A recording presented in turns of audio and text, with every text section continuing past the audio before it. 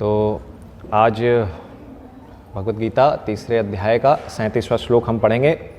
तो आप सबको दिख रहा होगा बोर्ड में श्लोक लिखा हुआ है जी, देख पा रहे हैं? तो मैं पढ़ूंगा, आप मेरे पीछे पीछे दोहराएं। श्री भगवानुवाच कामैष क्रोधैष रजोगुण समुद्भवः महाशनो महापाप्मा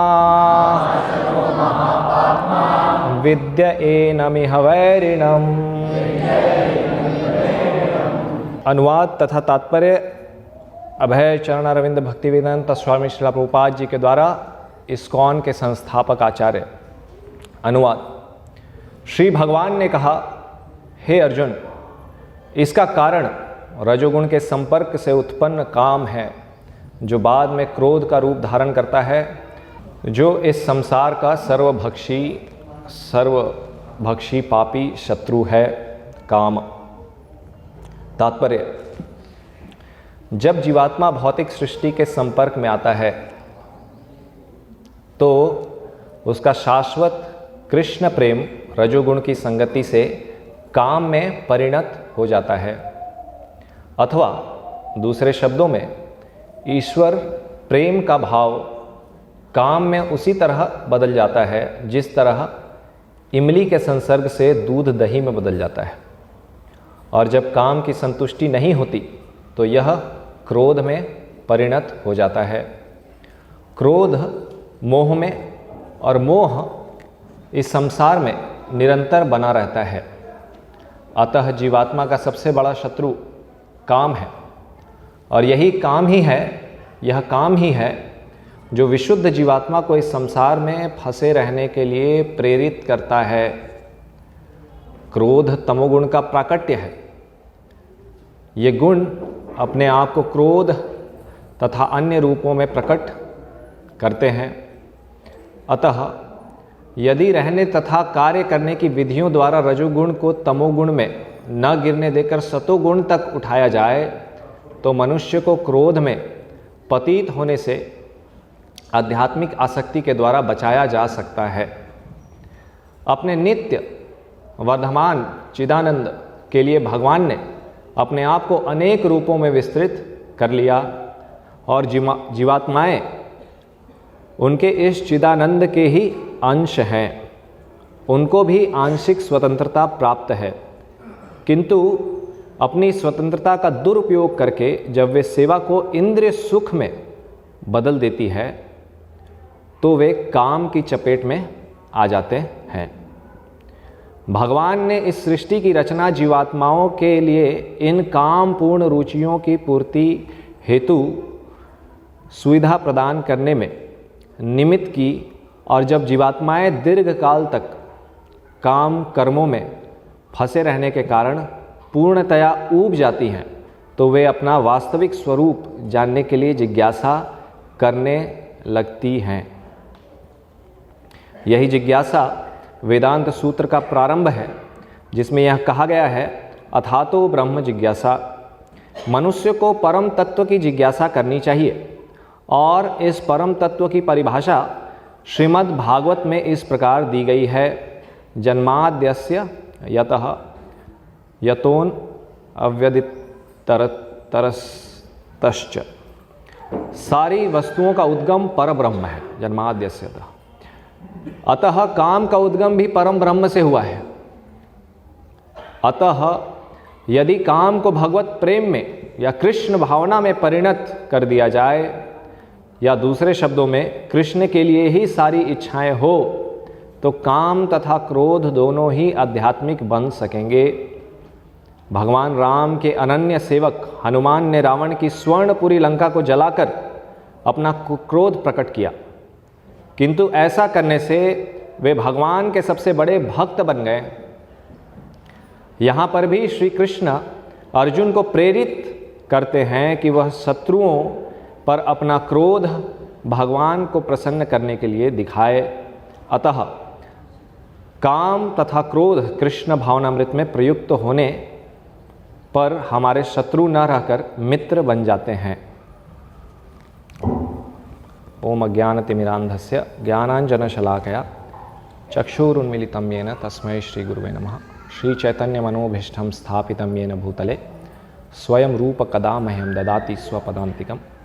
वन्देऽहं श्रीगुरोः श्रीयुतपदकमलं श्रीगुरून् वैष्णवांश्च श्रीरूपं साग्रजातं सहगण रघुनाथान्वितां तं सजीवं साद्वैतं सावधूतं परिजनसहितं कृष्णचैतन्यदेवं श्रीराधा कृष्णपादान् सहगण ललिता श्रीविशाखान्वितांश्च। नमो विष्णुपादाय कृष्णप्रेष्ठाय भूतले श्रीमते भक्तिविकासस्वामिनिति नामिने। नमो विष्णुपादाय कृष्णप्रेष्ठाय भूतले श्रीमते भक्तिवेदान्तस्वामिनिति नामिने। नमस्ते सारस्वते देवे गौरवाणी प्रचारिणे निर्विशेष शून्यवादी पाश्चात्य देशतारिणे। जय श्री कृष्ण चैतन्य प्रभु नित्यानंद श्री अद्वैत गदाधर शिवासादि गौर भक्तवृंद। हरे कृष्ण कृष्ण कृष्ण हरे हरे, हरे राम राम राम हरे हरे।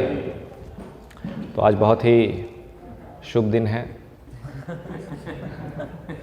उनके लिए जो भगवान की ओर आगे नहीं बढ़ना चाहते हैं, जो कामुक हैं उनके लिए, जिनके लिए इस जगत का और कोई दूसरा रास्ता ही नहीं है जीवन में जीने के लिए।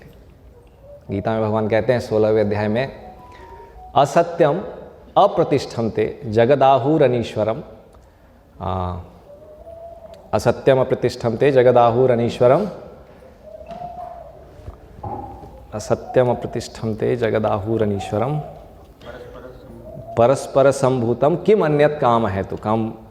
तो उनका कहना रहता है कि ये जगत असत्य अनीश्वरम, यहाँ पे कोई ईश्वर नहीं है, कोई भगवान नहीं है। अनीश्वरम परस्पर संभूतम किम अन्यत काम है तो कम, यहाँ पे काम के अलावा और कोई दूसरा कारण ही नहीं है जीने का।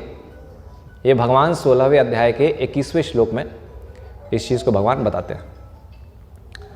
तो 21वां नहीं, 22 या 23 है शायद। तो उनके लिए बहुत शुभ दिन है क्योंकि उन्होंने इस शुभ दिन को बनाया है। अभी कुछ न्यूज़ आया है मेरे पास, कुछ न्यूज़ ट्रेंडिंग जो अभी चल रहे हैं न्यूज़ चैनल्स में। किसी पॉर्न स्टार ने, जो बहुत लोग हो सकता है नहीं जानते हो, आज कठिन ऐसा कहना है कि नहीं जानते हो इन सब शब्दों को, हर कोई जानते हैं। हमारा सौभाग्य है, भारत विकास हो रहा है, बच्चे को पता है। 11 साल का बच्चा भी, डेटा है कि 55% 11 साल से 12 साल के बच्चे पॉर्न देखते हैं। पॉर्न मतलब अश्लील चीज़ों को देखना। तो उसने किसान आंदोलन चल रहा है तो उस पर उसने ट्वीट किया, तो लोग बहुत उत्साहित हो गए और युवा बहुत उत्साहित है कि उन्होंने इस पर ट्वीट कर दिया है। यूट्यूब में एक वीडियो डली है जो कुछ ही दिनों में उसको 10 मिलियन, 10 मिलियन मतलब 1 मिलियन मतलब 10 लाख, 10 मिलियन मतलब 1 करोड़, करोड़पति बन गया।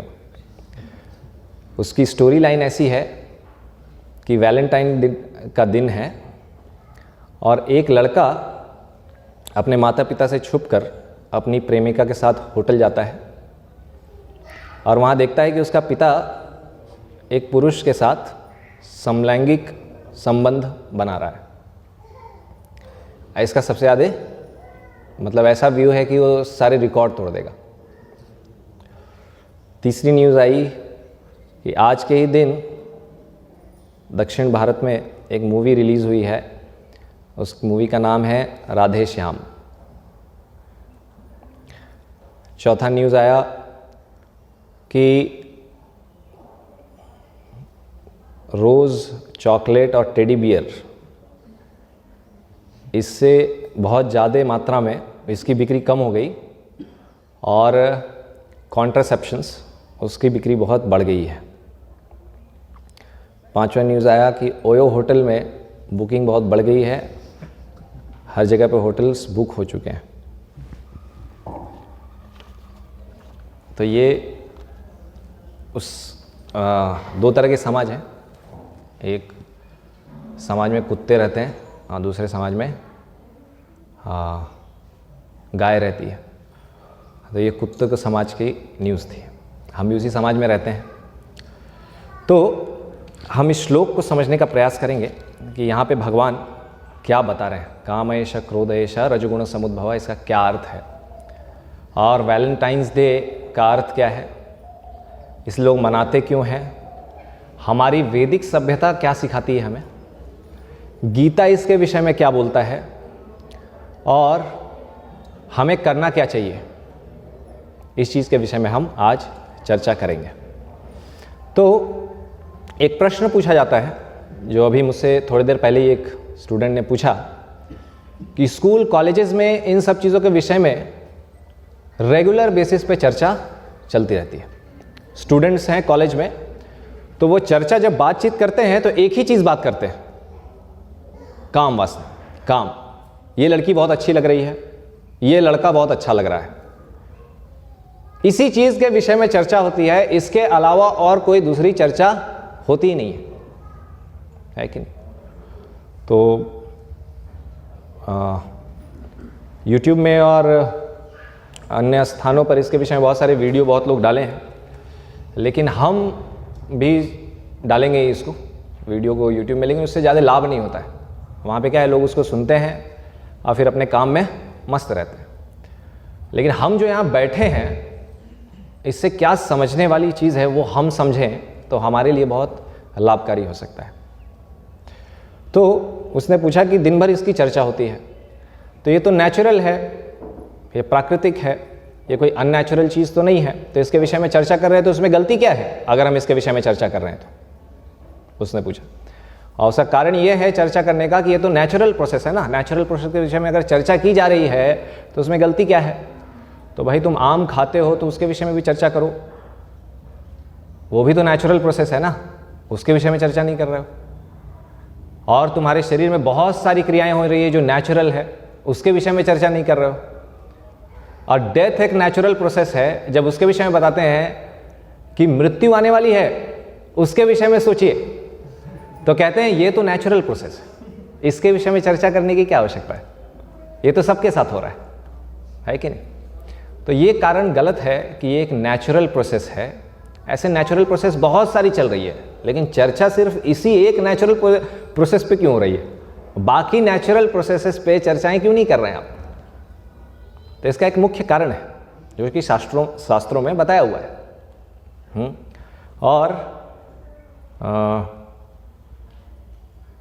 और वो चर्चा करते हैं क्योंकि उससे आनंद आता है, उसके विषय में अच्छा लगता है, एक फीलिंग आती है, तो वो स्वाभाविक है आना, कि वो आएगा ही। अगर इस जगत में कुछ ऐसी वस्तु ही नहीं रहेगी जिसमें कोई सुख ही नहीं मिल रहा है, तो जीव यहाँ रहेगा क्यों। हर कोई भागना चाहेगा, बोलेगा कहाँ जाना कहाँ है, अंततः कोई सुख नहीं है। एक हवा मिठाई के जैसा है वो, जैसे हवा मिठाई घर के बाहर घंटी बजा के बेचते हैं ना, 5 रुपये में हवा मिठाई बेचते हैं, तो बच्चा जिद करता है तो माता पिता खरीद देते हैं, और फिर वो खाता है उसको, जैसे ही मुंह में डालता है तो मुंह में जाता है, जैसे ही वो तो हो जाता है, पता चलता है खाए नहीं, फुस हो के अंदर चला जाता है। तो भौतिक जगत में जो ये मार्ग है और इंद्रिय भोग हम जिससे भी कर रहे हैं वो इसी हवा मिठाई के जैसा है। वो जो भी जिस इंद्रिय भोग को भी कर रहे हैं उसको पता चल जाता है थोड़े समय के बाद। कुछ लोग होते हैं जो नहीं मानना ही नहीं चाहते हैं, वो उसी कार्य पे लगे रहते हैं। तो इसके पीछे प्रिंसिपल क्या है, इसके पीछे कारण क्या है, क्यों हर व्यक्ति ये कार्य कर रहा है। तो आज हम वैलेंटाइंस डे, और पिछला वीक वैलेंटाइन वीक था। वैलेंटाइन डे ही सिर्फ एक दिन नहीं है, इससे पहले मदर्स डे, फादर्स डे, दादा परदादा को सुनाएंगे तो बोलेंगे ऐसा कोई दिन होता है क्या। दिन होता है तो होता है रामनवमी, दशहरा और दीपावली, जन्माष्टमी। ये फादर्स डे क्या है भाई, ये मदर्स डे क्या है। हाँ, और लोगों को पता नहीं रहता है तो बच्चियां जाकर के अपने दादाजी को बोलती है would you be my Valentine, ऐसा कहते दादाजी को जाके बोल रहे। तो कुछ पता नहीं है इसके विषय में, कुछ जानकारी नहीं रहती है, लेकिन उसे हम उपयोग करते हैं अपनी इंद्रिय भोग के लिए। तो ये सिर्फ वैलेंटाइन डे की बात नहीं है, ये मदर्स डे, फादर्स डे, ये सब चीज़ें वेस्टर्न सभ्यता में, पाश्चात्य सभ्यता में ये सब चीज़ें अलग अलग दिनों में उसे डेट कर रहे हैं कि इस दिन रेड क्रॉस डे है, इस दिन मदर्स डे है, इस दिन लेबर्स डे है, इस दिन फादर्स डे है। हर कोई को संबोधित किया जाए, उसके लिए एक दिन बना दिया जाए ताकि सबको अच्छा लगे, सबको एक अच्छे की फीलिंग आए। तो जो प्रेमी है उनके लिए वैलेंटाइन डे, इस दिन तुम प्रेम कर सकते हो, है कि इस दिन कोई बुराई नहीं है प्रेम करने में, ऐसा प्रचलन है बाहर कॉलेजेस में।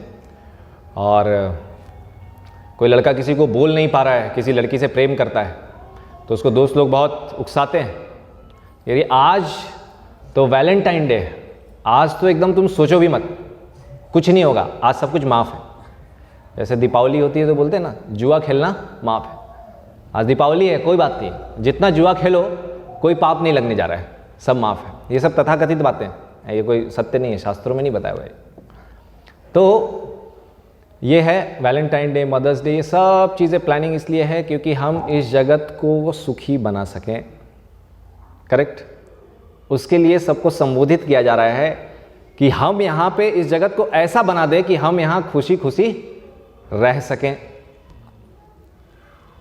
आज से प्रयास नहीं चल रहा है, हजारों सालों से प्रयास चल रहा है, लेकिन बुद्धिमान व्यक्ति सोचेगा कि इन सब प्रयासों के होने के बावजूद क्राइम रेट बढ़ रहा है, इन सब प्रयासों के होने के बावजूद रेप्स बढ़ रहे हैं, इन सब के होने के बावजूद मारापीटी बढ़ रही है, और क्या क्या चीज़ें हैं, अनेकों चीज़ें हैं ऐसे समाज में जो बढ़ रहा है। तो समझ में आना चाहिए कि जो हम करने का प्रयास कर रहे हैं इस मार्ग में कोई ना कोई गलती है। ये कम होना चाहिए ना हमारे हिसाब से, हमारे स्टेप से, हमारे कदम से, लेकिन ये कम नहीं हो रहा है, ये बढ़ता जा रहा है। इसका मतलब है हमारे कदम में हम जो मेजर्स ले रहे हैं, हम जो तरीका अपना रहे हैं, इन तरीकाओं में गलती है। तो हम इस जगत को सुखी जो बनाना चाह रहे हैं उसमें कुछ ना कुछ गलती है, उसमें कुछ ना कुछ कमी है। क्रिश्चियनिटी का थॉट ही है, जो पाश्चात्य सभ्यता है उसमें, कि अभी किसी क्रिश्चियन से आप पूछेंगे, ईसाई धर्म वाले से, कि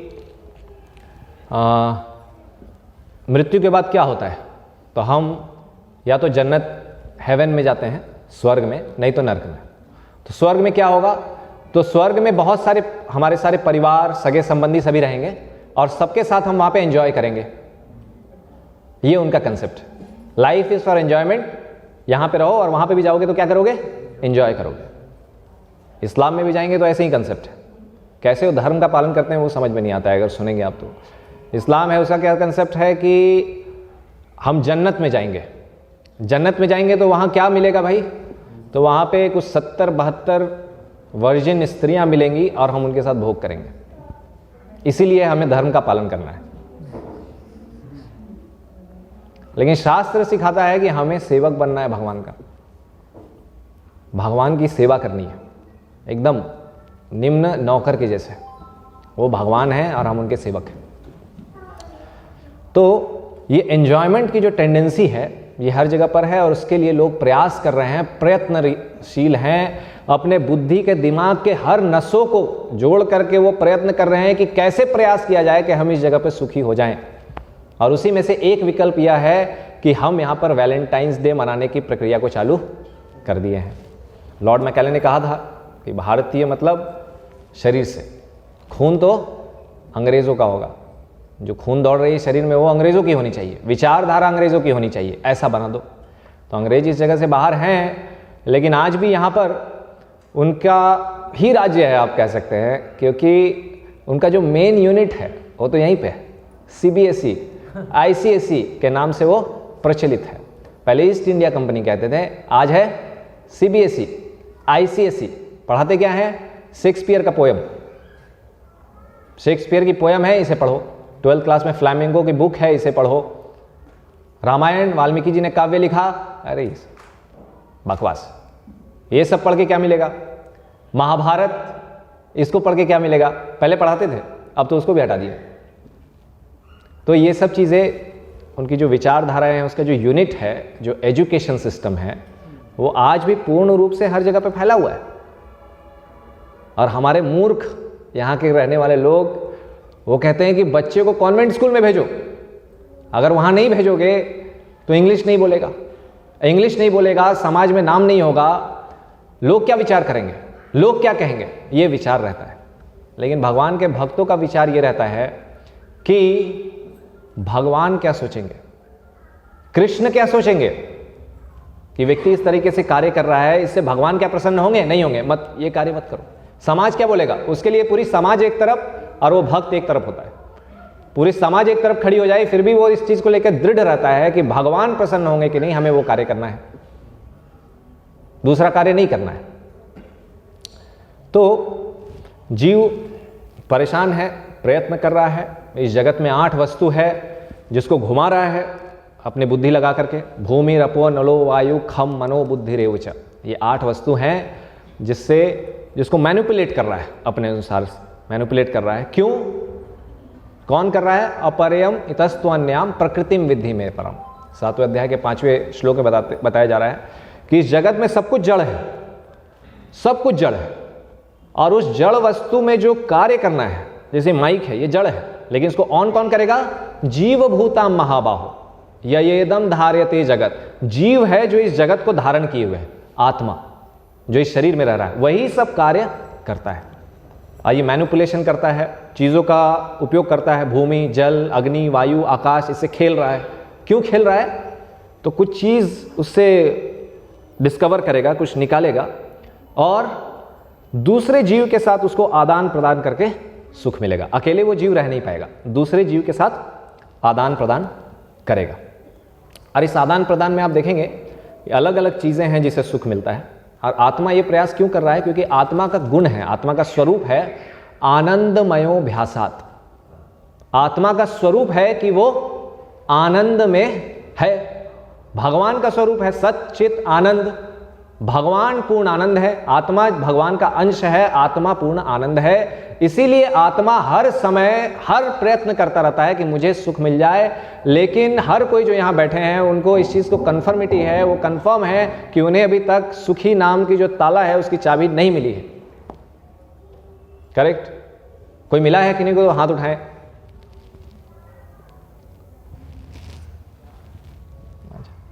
चेहरा पूछ रहे हैं, मुझे लगा हाथ उठा रहे।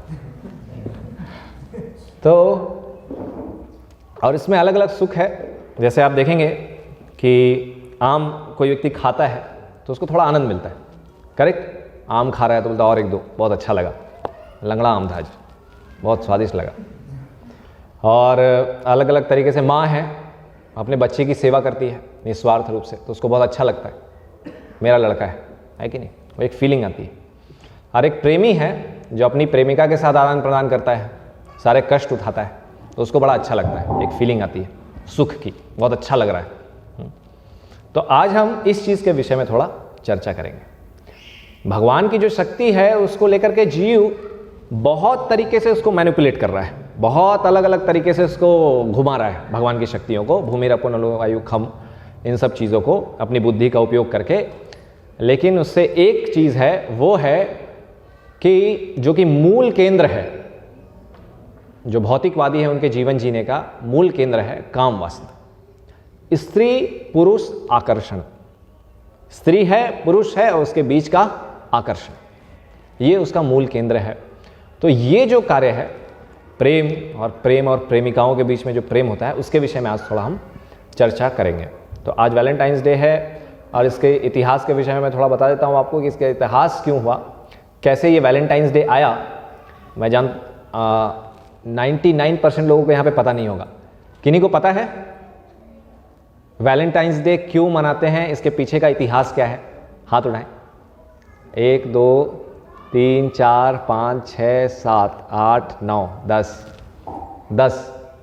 बस 10 को याद है, पता है, नहीं तो बाकी लोगों को नहीं पता है।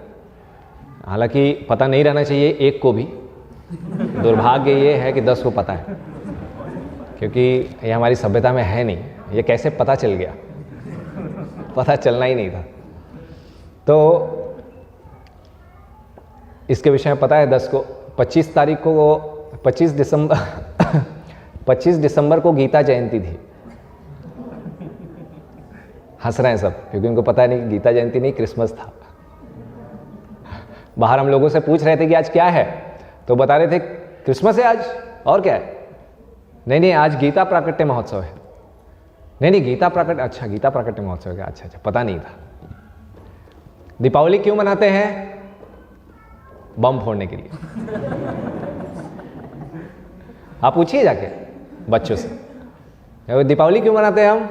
बम फोड़ने के लिए। तरह तरह की आतिशबाजी करना है, बहुत आनंद आएगा। जन्माष्टमी क्यों मनाते हैं? ये तो प्रेम का प्रतीक है, राधा और कृष्ण के प्रेम का प्रतीक है, इसलिए जन्माष्टमी मनाते हैं।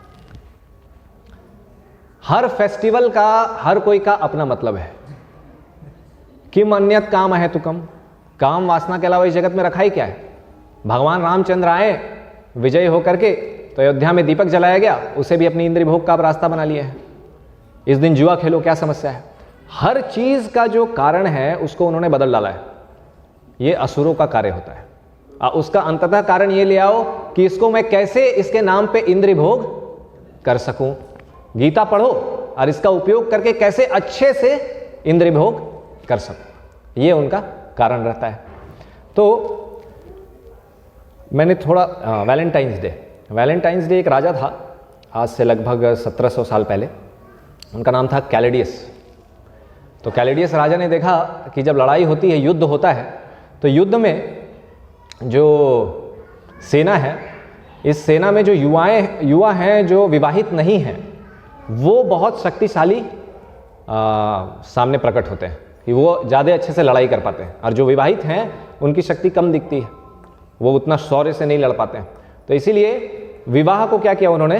रोक दिया कि विवाह ना किया जाए, समाज में जो युवा है ऐसे ही रहें, ताकि हम लड़ाई अच्छे से कर सकें और हम और विजय अपना एम्पायर बढ़ा सकें। लेकिन ये चीज़ एक संत थे वहाँ पे, सेंट वैलेंटाइन, तो उनको अच्छा नहीं लगा कि ऐसा क्यों कर रहे हैं ये राजा।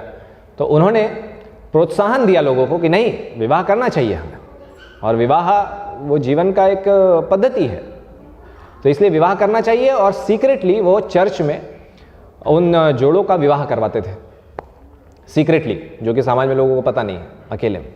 तो बहुत जोड़ों का उन्होंने विवाह कराया, और ये चीज़ राजा क्लैडियस को पता चल गया। तो उनको जैसे ही पता चला तो उन्होंने उन्हें सज़ा सुनाई कि इन्हें मार डालो। तो उन्हें जेल में डाल दिया गया, उन्हें जेल में डलवाया, पहले जेल में डाल दो। जेल में डाला। जेल में डालने के बाद वहाँ पे जो जेलर थे वो आते थे वहाँ पर, तो उनकी बेटी भी उनके साथ आती थी। तो उस बेटी के साथ उस प्रीस्ट को, उस लड़की को उनसे प्रेम हो गया।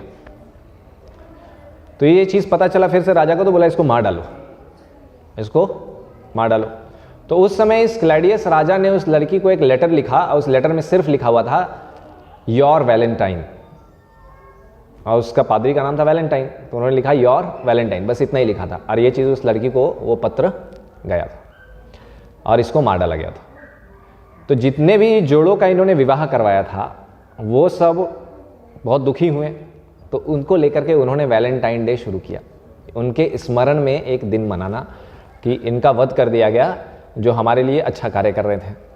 ठीक है, आज वैलेंटाइन डे क्यों मनाते हैं लोग, या कॉलेज में अधिकांश युवाओं इससे पीड़ित हैं, बाकी तो जो पिछले पीढ़ी के हैं उन्हें उतना कोई फ़र्क ही नहीं, पता ही नहीं है कि भाई वैलेंटाइन नाम की कोई चीज़ भी होती है, किस पंछी का नाम है वैलेंटाइन, वो पता नहीं है।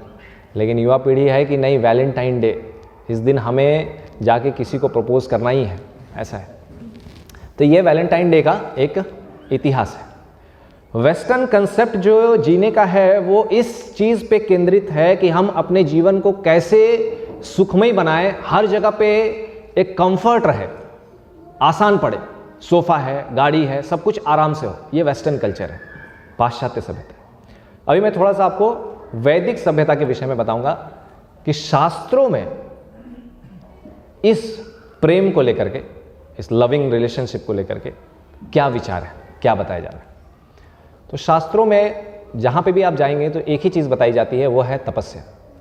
तपस्या करो, स्त्री पुरुष आकर्षण, इससे दूर रहो, इंद्र भोग से दूर रहो। स्त्री पुरुष आकर्षण तो दूर की बात है, ज्यादा गुलाब जामुन भी मत खाओ, ज्यादा इंद्र भोग मत करो, नहीं तो इससे आसक्त रहोगे तो यहीं पे रह जाओगे। क्योंकि वेद और शास्त्र हमें एक लक्ष्य बताता है, वो लक्ष्य क्या है? भगवान की प्राप्ति, भगवान को समझना। ये जन्म मृत्यु का सागर है। भगवान इस जगत को बोल रहे हैं माम उपेत्य पुनर्जन्म दुखालयम अशाश्वतम। ये जगत क्या है? दुखों का घर है, भगवान इसका नाम बोल रहे हैं दुखालय। ये फ़ोन में लेबल लगा हुआ है रियलमी, ये फ़ोन रियलमी का फ़ोन है। आप बोलेंगे नहीं नहीं टाटा का फ़ोन है, टाटा का फ़ोन थोड़ी बन जाएगा, रियलमी का फ़ोन है ना। भगवान इस जगत को बोल रहे हैं दुखालय, आप बोल रहे हैं सुखालय है, हम सुखी में रहेंगे, सुखालय थोड़ी बन जाएगा। जिसने इसका निर्माण किया है वही बता रहा है कि ये जगत दुखों का घर है, और आप बोल रहे हैं कि नहीं नहीं, हम अपने प्रयत्न से, हम अपनी बुद्धि लगाकर हम इसे सुखालय, हम सुख यहां ढूंढ लेंगे। संभव नहीं है। इसको भूल जाएंगे तो अच्छा रहेगा, और शास्त्रों को मान लेंगे तो हमारे लिए बहुत संतुष्ट हो जाएंगे, क्योंकि हम अपने वास्तविक स्थिति में आ जाएंगे। तो ये लक्ष्य है, इस लक्ष्य को ध्यान में रखें। और हम कौन है? आत्मा है। तो समझ में आएगा कि शास्त्र में बताया जा रहा है पुंसः स्त्रिय मिथुनि भावमेतम तयोर मिथो हृदय ग्रंथिमाहु अतो गृह क्षेत्र सुताप्त वित्तैर जनस्य मोहयम अहम ममेति। ये पुरुष और स्त्री जैसे ही मिलेंगे तो एक प्रिंसिपल कार्य करता है। वो प्रिंसिपल क्या है? उसे बोला जाता है फायर बटर प्रिंसिपल। स्त्री को शास्त्रों में अग्नि के रूप में बताया गया है, और पुरुष मक्खन के रूप में। अगर वो आमने सामने आएंगे तो पुरुष पिघलेगा ही पिघलेगा, उसको कोई नहीं रोक सकता है। उसकी नजर उसमें जाएगी ही, वो उसको देखेगा ही, ये चीज होगा। इसीलिए वैदिक सभ्यता में एक सभ्यता है, उसे कहा जाता है ट्रेनिंग, गुरुकुल की पद्धति। लड़का गुरुकुल जाएगा, लड़की घर पे माता पिता के अंतर्गत रह करके ट्रेनिंग लेगी। किस चीज की ट्रेनिंग? ट्रेनिंग इंद्रिय भोग से दूर रहने की ट्रेनिंग, उससे दूर रहने की ट्रेनिंग। क्यों? क्योंकि इससे बहुत सारा समाज में हैवॉक, मतलब एकदम विनाश हो जाएगा अगर इस चीज को रोका नहीं जाएगा तो। और यही उसका कारण है, विनाश हो जाएगा।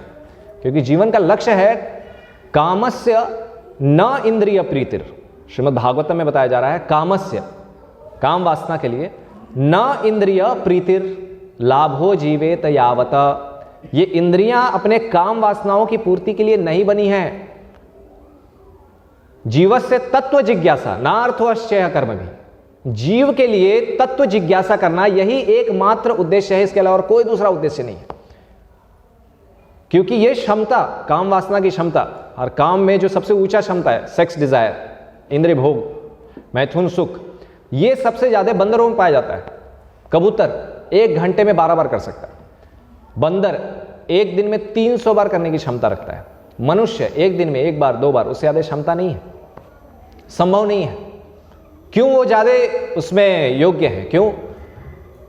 क्योंकि भोग करने की योनि है, लेकिन ये मनुष्य का योनि तत्व जिज्ञासा के लिए बना है। तो इसलिए इस पे रोक लगाएं, इसे कंट्रोल करें, ताकि हम तत्व जिज्ञासा की ओर आगे बढ़ सके, आत्म साक्षात्कार के मार्ग पे आगे बढ़ सके। और इतिहास में भी इसके कारण बहुत सारी समस्याएं हुई हैं। विश्वामित्र थे, तपस्या कर रहे थे, मेनका आई, मेनका के बस घूंघट की आवाज से विश्वामित्र की तपस्या टूट गई और उनके साथ चले गए भोग करने के लिए। राम रावण युद्ध जो हुआ, वो रावण की काम वासना के कारण इतना बड़ा युद्ध हुआ कि पुल बनाना पड़ा, पूरी सेना बनानी पड़ी, जाना पड़ा, हजारों राक्षसों का युद्ध हो गया, हजारों राक्षसों की मृत्यु हो गई। ये सब कुछ हुआ किसके कारण? सिर्फ एक स्त्री के कारण, माता सीता के कारण, रावण की काम वासना के कारण।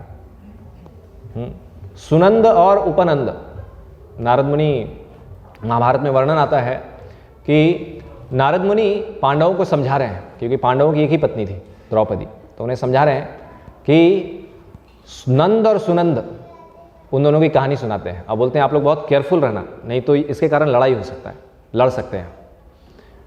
नंद और सुनंद एक स्त्री जिसे देवी देवताओं ने बनाया, भेजा वहाँ पर, और उस तिलोत्तमा, उसके कारण नंद और सुनंद, जिन्हें कोई मार नहीं सकता था, उन लोगों ने एक दूसरे को मार डाला उसके कारण।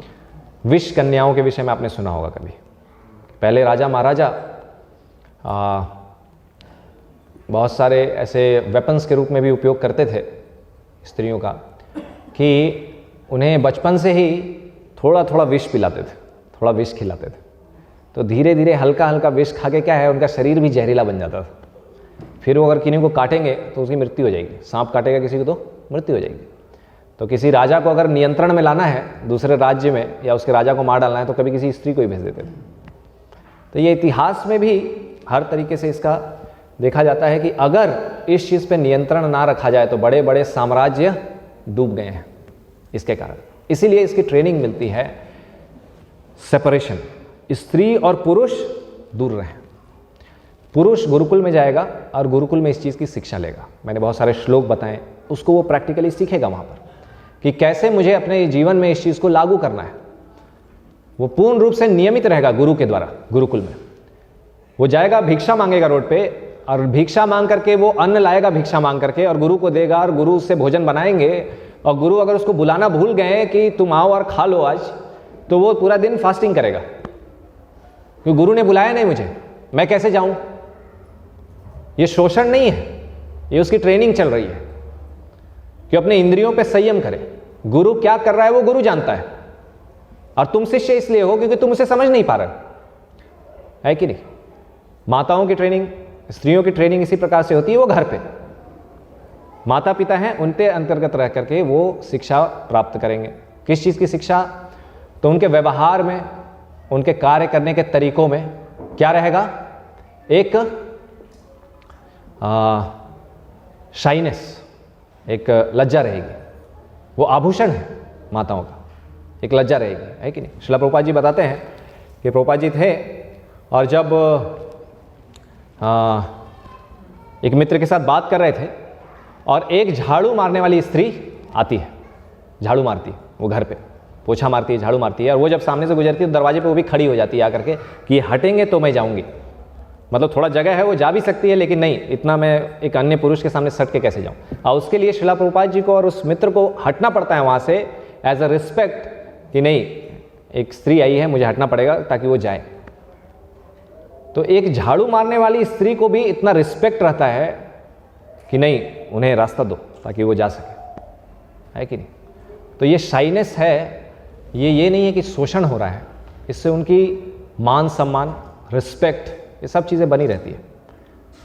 और नॉट टू बी प्रोवोकेटिव, समाज में अपने आप को इस रूप में मत दिखाओ कि दूसरे उसे देख करके उनके अंदर काम वासना जगे। इस चीज़ को स्त्रियों को सिखाया जाता है। आभूषण कैसे होने चाहिए, कपड़े कैसे होने चाहिए, हमारा व्यवहार कैसे होना चाहिए, बोलचाल कैसे होना चाहिए। आप देखेंगे आज भी कहीं पे जाते हैं, माताएं हैं तो चेहरा ढक के रखती हैं पल्लू से, है कि नहीं, बाल बंधे हुए होते हैं। मॉडर्न वुमेन को देखेंगे तो अलग चाल ढाल रहता है। ये समझ नहीं पाते हैं हम, लेकिन ये सब कार्य करता है। ये सब हमारे मन में हमारे जो छाप बनती है, इन सब चीज़ों का कारण बहुत सारी समस्याएं होती हैं। तो इन सब चीज़ों की उन्हें ट्रेनिंग दी जाती है कि रहना इस प्रकार से है। जब भगवान श्री कृष्ण हस्तिनापुर छोड़कर द्वारिका जा रहे थे, रथ पे बैठे थे, तो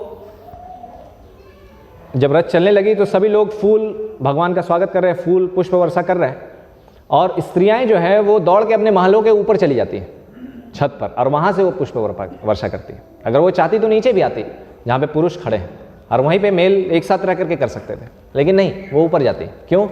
क्योंकि हर कोई का एक धर्म है, स्त्री है, पुरुष है, कोई ब्राह्मण है, क्षत्रिय है, हर कोई का एक स्पेसिफिक धर्म है। उस धर्म का पालन करने से समाज में व्यवस्था बनी रहती है, क्योंकि लक्ष्य को प्राप्त कर पाएंगे। जो सुख की कामना कर रहे हैं वो मिल पाएगा, इस चीज़ का पालन नहीं करने से नहीं मिलेगा, वो संभव नहीं है। वो हम देख रहे हैं प्रैक्टिकली, आप सबको दिख रहा है। अभी 4-5 न्यूज़ मैंने पढ़ा, उससे आपको दिख रहा है। तो थोड़ा सा और ये चीज़ सुन करके आज की जो युवा पीढ़ी है, कोई पहली बार अगर यहाँ आए हों तो उन्हें सुन करके थोड़ा अजीब सा लग सकता है। ऐसा कैसे?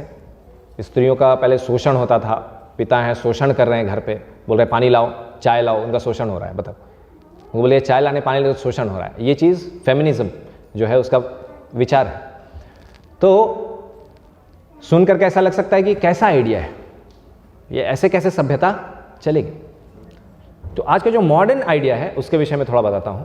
जो मॉडर्न कल्चर है, live in relationship. Live in relationship क्या है? बिना विवाह के किसी स्त्री के साथ हम रह सकते हैं। लिव इन रिलेशनशिप, साथ में रहो।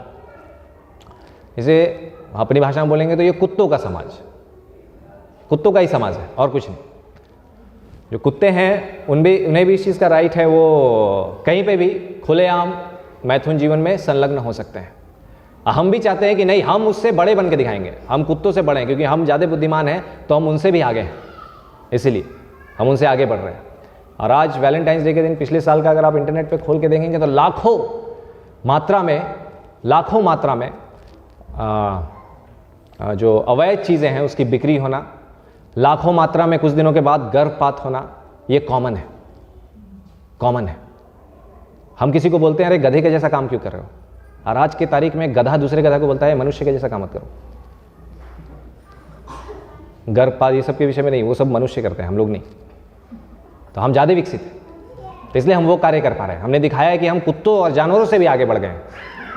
इसीलिए तो फेमिनिज्म के जो प्रचारक हैं, स्त्री स्वतंत्रता, स्त्रियों को लगता है कि हमें स्वतंत्रता चाहिए, स्त्री को सशक्त बनाया जाए, स्त्री स्वतंत्रता।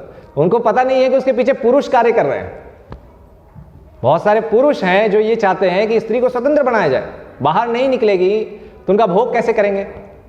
स्त्रियां बाहर नहीं निकलेगी, माताएं घर से बाहर नहीं निकलेंगी, तो हम उनका भोग कैसे करेंगे? तो ये पुरुषों की भावना रहती है, इसके पीछे पुरुषों का गंतव्य है। तो एक फेमिनिस्ट, इस चीज़ पे फेमिनिज्म क्या बोलेंगे उसको हिंदी में, स्त्री सशक्तिकरण, नारीवाद। तो उसने एक पुस्तक लिखा, sex and the single girl, कि कैसे अकेले रहना है, विवाह नहीं करना है, और जैसे मन चाहे बिना नियमों के, बिना कारण के हम इस मैथुन जीवन में संलग्न हो सकते हैं। इसके लिए कोई रोक टोक नहीं होना चाहिए। 1960s में सिगमंड फ्राइड कुछ बोलते हैं, सिगमंड, उसने भी बोला कि हमारे जगत में समस्याओं का ये कारण है, हम जहाँ रह रहे हैं वहाँ पे समाज में, क्योंकि जानवर जो है उसमें किसी प्रकार का नियम नहीं है, इसीलिए देखो जानवर शांतिपूर्वक रह रहे हैं, और हमारे अंदर इतने सारे नियम कानून हैं, इसलिए हम परेशान हैं। सारे नियमों के बेड़ियों को तोड़ डाल, तो देखो सारी समस्याओं का समाधान अपने आप हो जाएगा।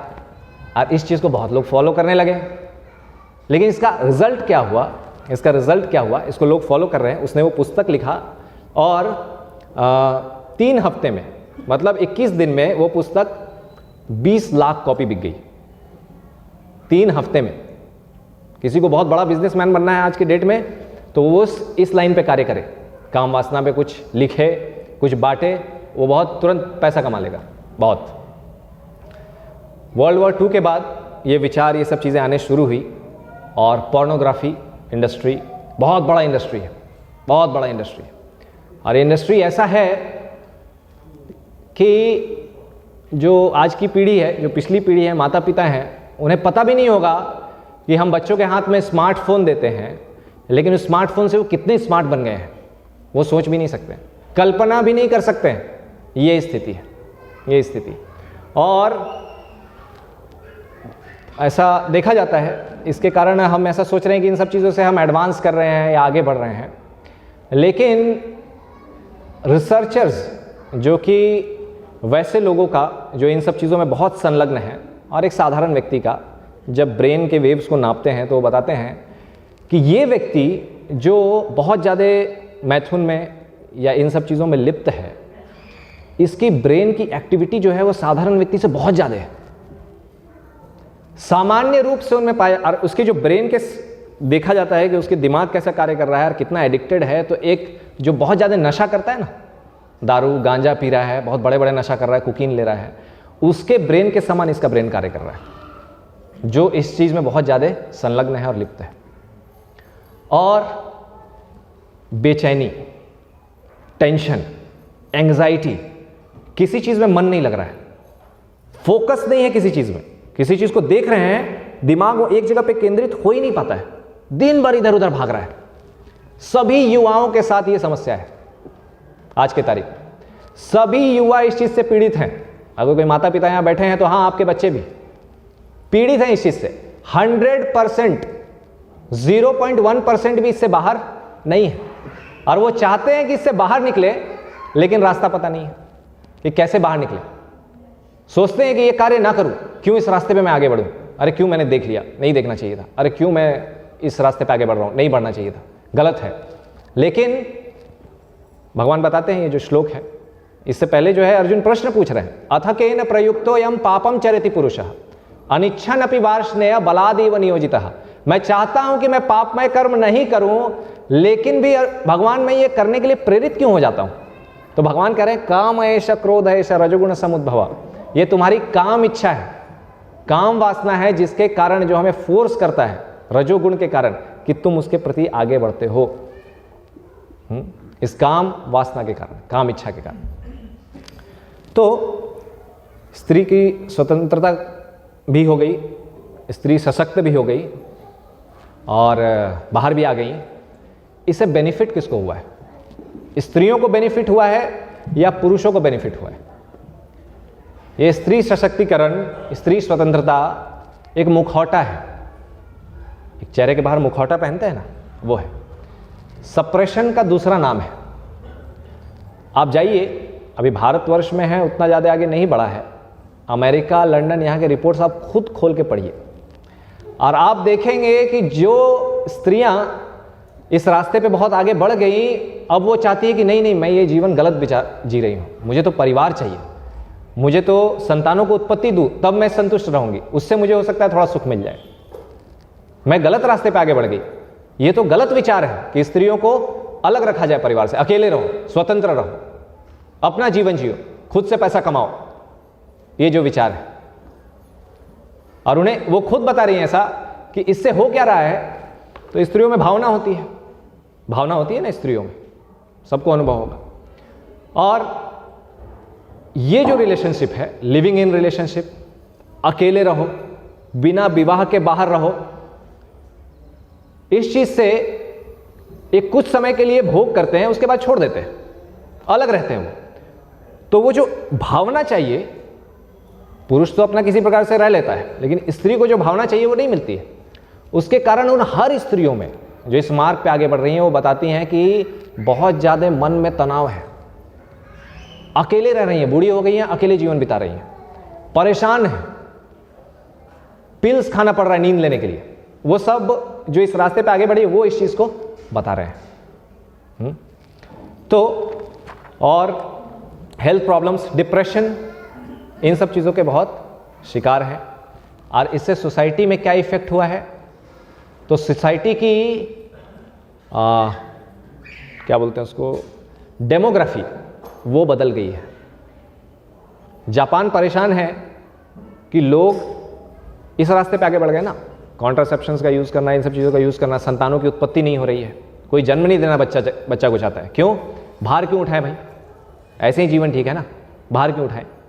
तो इसके कारण क्या हो रहा है कि युवा जो है वो कम है समाज में, बूढ़े ज़्यादा हैं। तो बूढ़ों को रिप्लेस करने के युवा कम है, तो कमाने वाले कम हैं देश में, और जिन पे खर्च होता है, बूढ़ों में खर्च होता है समाज देश के लिए, उनके पीछे खर्च करना पड़ता है, तो वो ज़्यादा हो गए हैं, और जो कमा के दे रहे हैं वो कम हो गए हैं। सरकार के लिए बहुत बड़ी समस्या उत्पन्न हो गई है बहुत सारे देशों में, जापान में और अन्य स्थानों में, हर जगह पर समाज की डेमोग्राफी बदल गई है, कल्चर जो इकोनॉमिक्स है वो बदल जा रहा है इसके कारण। गीता और शास्त्र इसके विषय में क्या बताता है? तो अभी तक मैंने चर्चा किया कि वेस्टर्न सभ्यता भोग के लिए बनी है, हर समय हम प्रयास कर रहे हैं कि हम भोग करें और किस प्रकार से आनंद ले पाएं, और उसका एक जो पॉइंट है वो है वैलेंटाइन डे। ये भी उसी चीज़ के लिए है, किस प्रकार से हम आनंद लें, एंजॉय करें इस चीज़ में, सेक्सुअल एंजॉयमेंट कैसे करें। और फिर मैंने बताया कि कैसे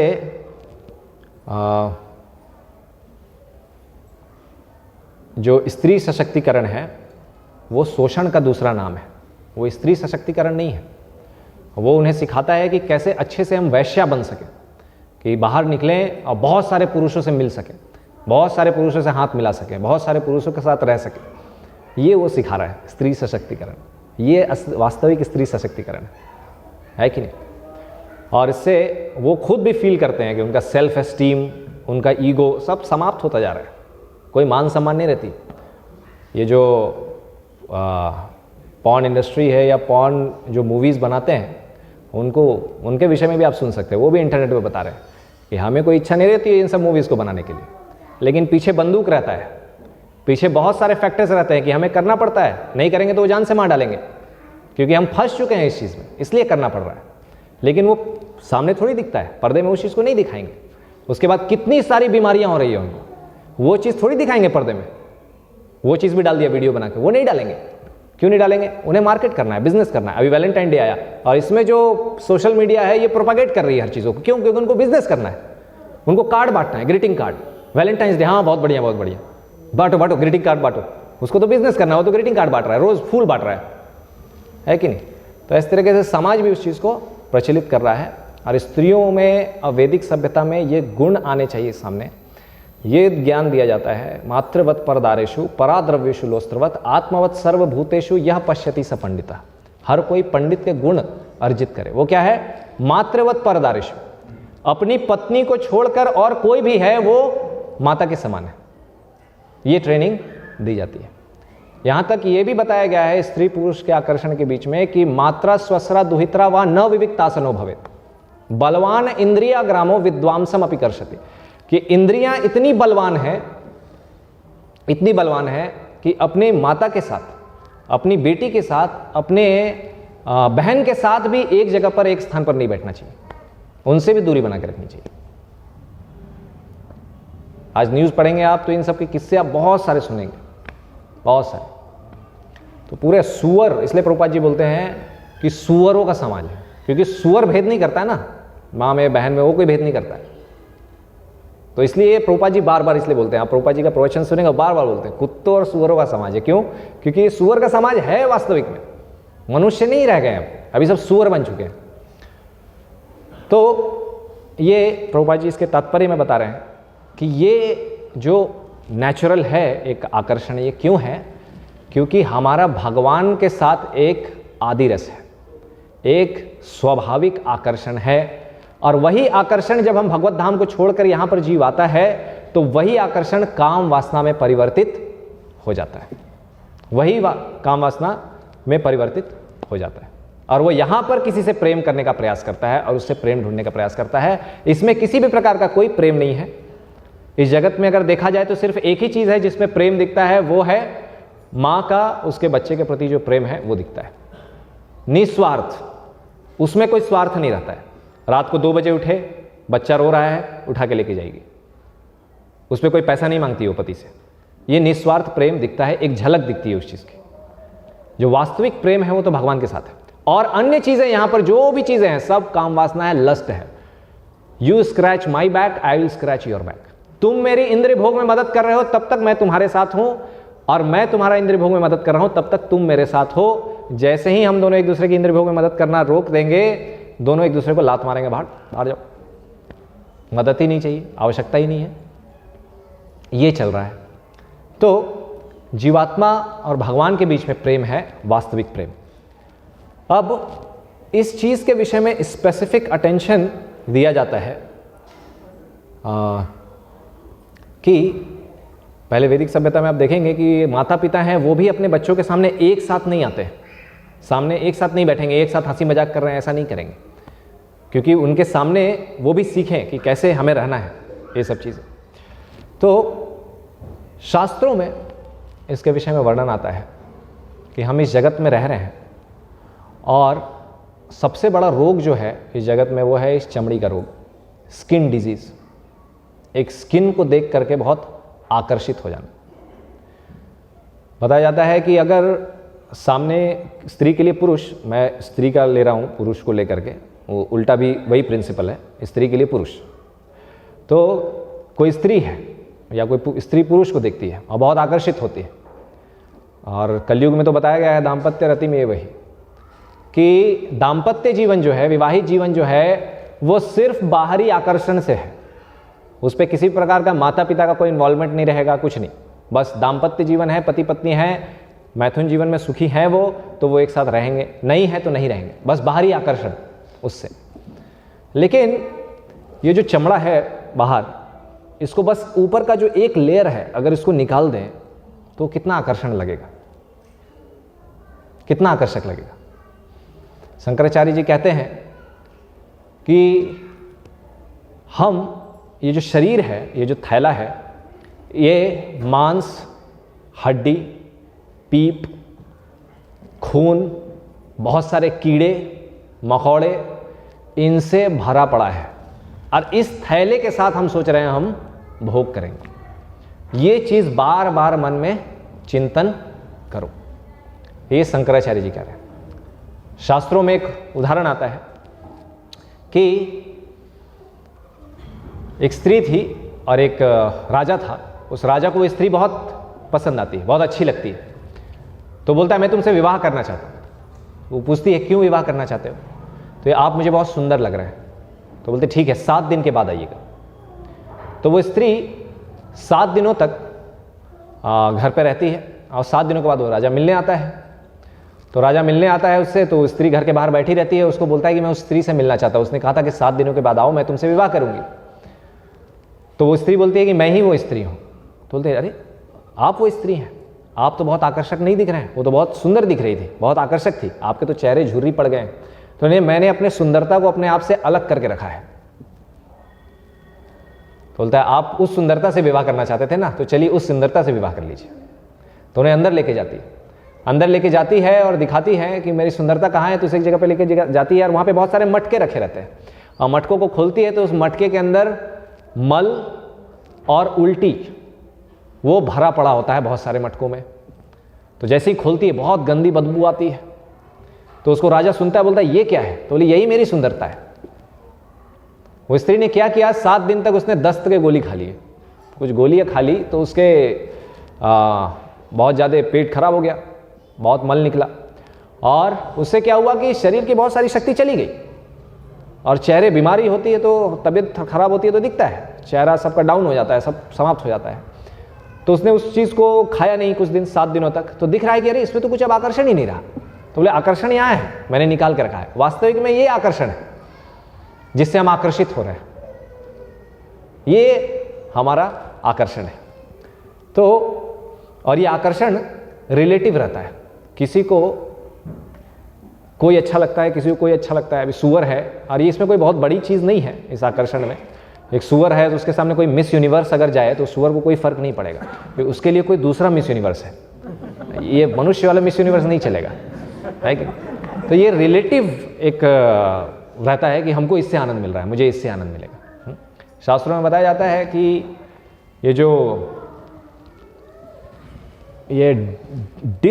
ये अटेंशन नहीं होना, किसी चीज़ पे फोकस नहीं कर पाना। स्टूडेंट्स का हमेशा कंप्लेन रहता है, पढ़ाई करता हूँ लेकिन समझ ही नहीं आता है क्या पढ़ रहा हूँ, क्या पढ़ रहे हैं। क्या है कि ये जो हम खाना खाते हैं उस खाना से मांस बनता है, उस मांस से हड्डी बनता है, उस हड्डी से बोन मैरो बनता है, उस बोन मैरो से खून बनता है, और उस खून से वीर्य बनता है। और वो वीर को अगर बचाया जाए तो वो धीरे से ब्रेन सर पर जाता है और सर के ब्रेन्स को इतना तेज बना देता है कि एकदम आकस्मिक बुद्धि आ जाती है। किसी चीज़ को एक बार सुनेगा ना याद हो जाएगा, किसी वस्तु को एक बार समझेगा ना याद हो जाएगा। तो ये चीज़ वेस्ट करने के लिए नहीं बनी है। इसीलिए भगवान गीता में कहते हैं बलम बलवताम चाहम काम राग विवर्जितम धर्मा विरुद्ध भूतेषु कामो अस्मि भरतर्षभ। कि जो काम है, ये जो यौन जीवन है, ये मैं हूं, भगवान कहते हैं, लेकिन कैसा? धर्म के अनुसार किया हुआ। और अब ये चीज है ही नहीं समाज में, तो डिसअटेंशन, दिमाग नहीं लगना, एक अटेंशन का डिसऑर्डर आना, ये चीज तो स्वाभाविक रूप से रहेगा। इसलिए नहीं है, युवाओं में ये समस्या है बहुत बड़ी कि एक चीज पे फोकस नहीं कर पाते हैं। इसके कारण सभी इससे बहुत ज्यादा संलग्न है इन चीजों में। और फिर तो इसीलिए शास्त्रों में यह वर्णन है कि इस इंद्रिय भोग के मार्ग को, स्त्री पुरुष आकर्षण को दूर रखा जाए। अगर फिर भी कोई ब्रह्मचारी है, अगर आजीवन ब्रह्मचारी रह सकता है तो आजीवन ब्रह्मचारी रहता है, लेकिन उसको लगता है कि नहीं मेरे लिए कठिन होगा, तो उसके लिए गृहस्थ आश्रम, मैरिज करके फिर हम इस चीज में संलग्न हो सकते हैं। क्यों? तो ये कार्य सिर्फ और सिर्फ बना है संतान उत्पत्ति के लिए, इसके अलावा और कोई दूसरा कारण नहीं है। सिर्फ और सिर्फ संतान उत्पत्ति के लिए। और किसी और चीज के लिए नहीं। It is not meant for enjoyment at all. किसी प्रकार का इसमें कोई आनंद है नहीं, ये शास्त्र बताता है। तो और इसके आगे भगवान कहते हैं गीता में कि 3 तरह की लस्ट है। ये जो काम वासना है 3 डिग्री में है। किसी में धुएं के समान है, किसी में धूल के समान है जो कांच के बाहर रहती है, और किसी में बच्चा गर्भ में है तो उसके बाहर जो गर्भ में है तो जो आवरण चढ़ा हुआ है उसके समान है। जिसमें धुएं के समान है उसमें थोड़ी श्रद्धा दिखती है भगवान के प्रति, उसको इस इंद्रिय भोग के जीवन से बाहर निकाला जा सकता है। लेकिन जो जिसमें थोड़ा धूल के समान है उसे अपने आप को थोड़ा ज़्यादा शुद्ध करना पड़ेगा। कैसे? भगवान का नाम लेकर के, हरे कृष्ण महामंत्र का जप करेंगे तो हृदय शुद्ध होगा, उससे वो धूल हटेगी तो अपने आप को उस आईने में देख पाएगा। लेकिन जिसमें गर्भाशय के जैसा आवरण लगा हुआ है वो हेल्पलेस सिचुएशन में, वो बहुत कठिन सिचुएशन में है, उसके लिए बहुत कठिन है कि उसे किसी प्रकार से बाहर निकाला जाए। बहुत कठिन है, नहीं निकल पाएगा, बहुत दृढ़ता चाहिए। भक्तों के संग में बहुत लोगों के साथ संभव भी हुआ है ये चीज़, क्योंकि उसने अपने आप को ऐसी जगह पे डाल लिया है कि कैसे उसे बाहर निकाला जाए इस चीज़ से। बता रहे हैं आवृतम ज्ञानमेतेन ज्ञानिनो नित्य वैरिणा काम रूपेण कौन्तेय दुष्पुरेण नलेन च। ये उस अग्नि के समान है कि आपको हमेशा हमेशा के लिए ढक के रख देगी यहीं पर। अगर कोई विवाहित जीवन में भी अगर बहुत आकर्षित हो जाता है उसके लिए भी वो बहुत खतरनाक है। श्रील प्रभुपाद जी कहते थे कि गुलाब जामुन से भी अगर कोई आकर्षित हो गया है तो इसी भौतिक जगत में वो रहेगा, मृत्यु के बाद भूल जाओ कि कोई दूसरे लोक में हम या वैकुंठ जगत में जाने वाले हैं भगवान के धाम, वो संभव नहीं है। तो इस चीज से आकर्षित हो जाना तो यहीं पे रहेंगे ना। अभी आकर्षण है, हम उसको भोग करना चाहते हैं तो यहीं पे रहेंगे। तो कुछ फिलोसोफर्स ऐसा कहते हैं कि कोई बात नहीं है, इस रास्ते पे तुम कार्य करते रहो, उससे क्या होगा, करते करते करते करते तुम थक जाओगे, संभोग से समाधि तक पहुंच जाओगे। संभोग करोगे तो उससे क्या होगा कि धीरे धीरे धीरे धीरे तुम थक जाओगे, उसके बाद तुम्हें समझ में आएगा कि इसमें कोई भोग है ही नहीं।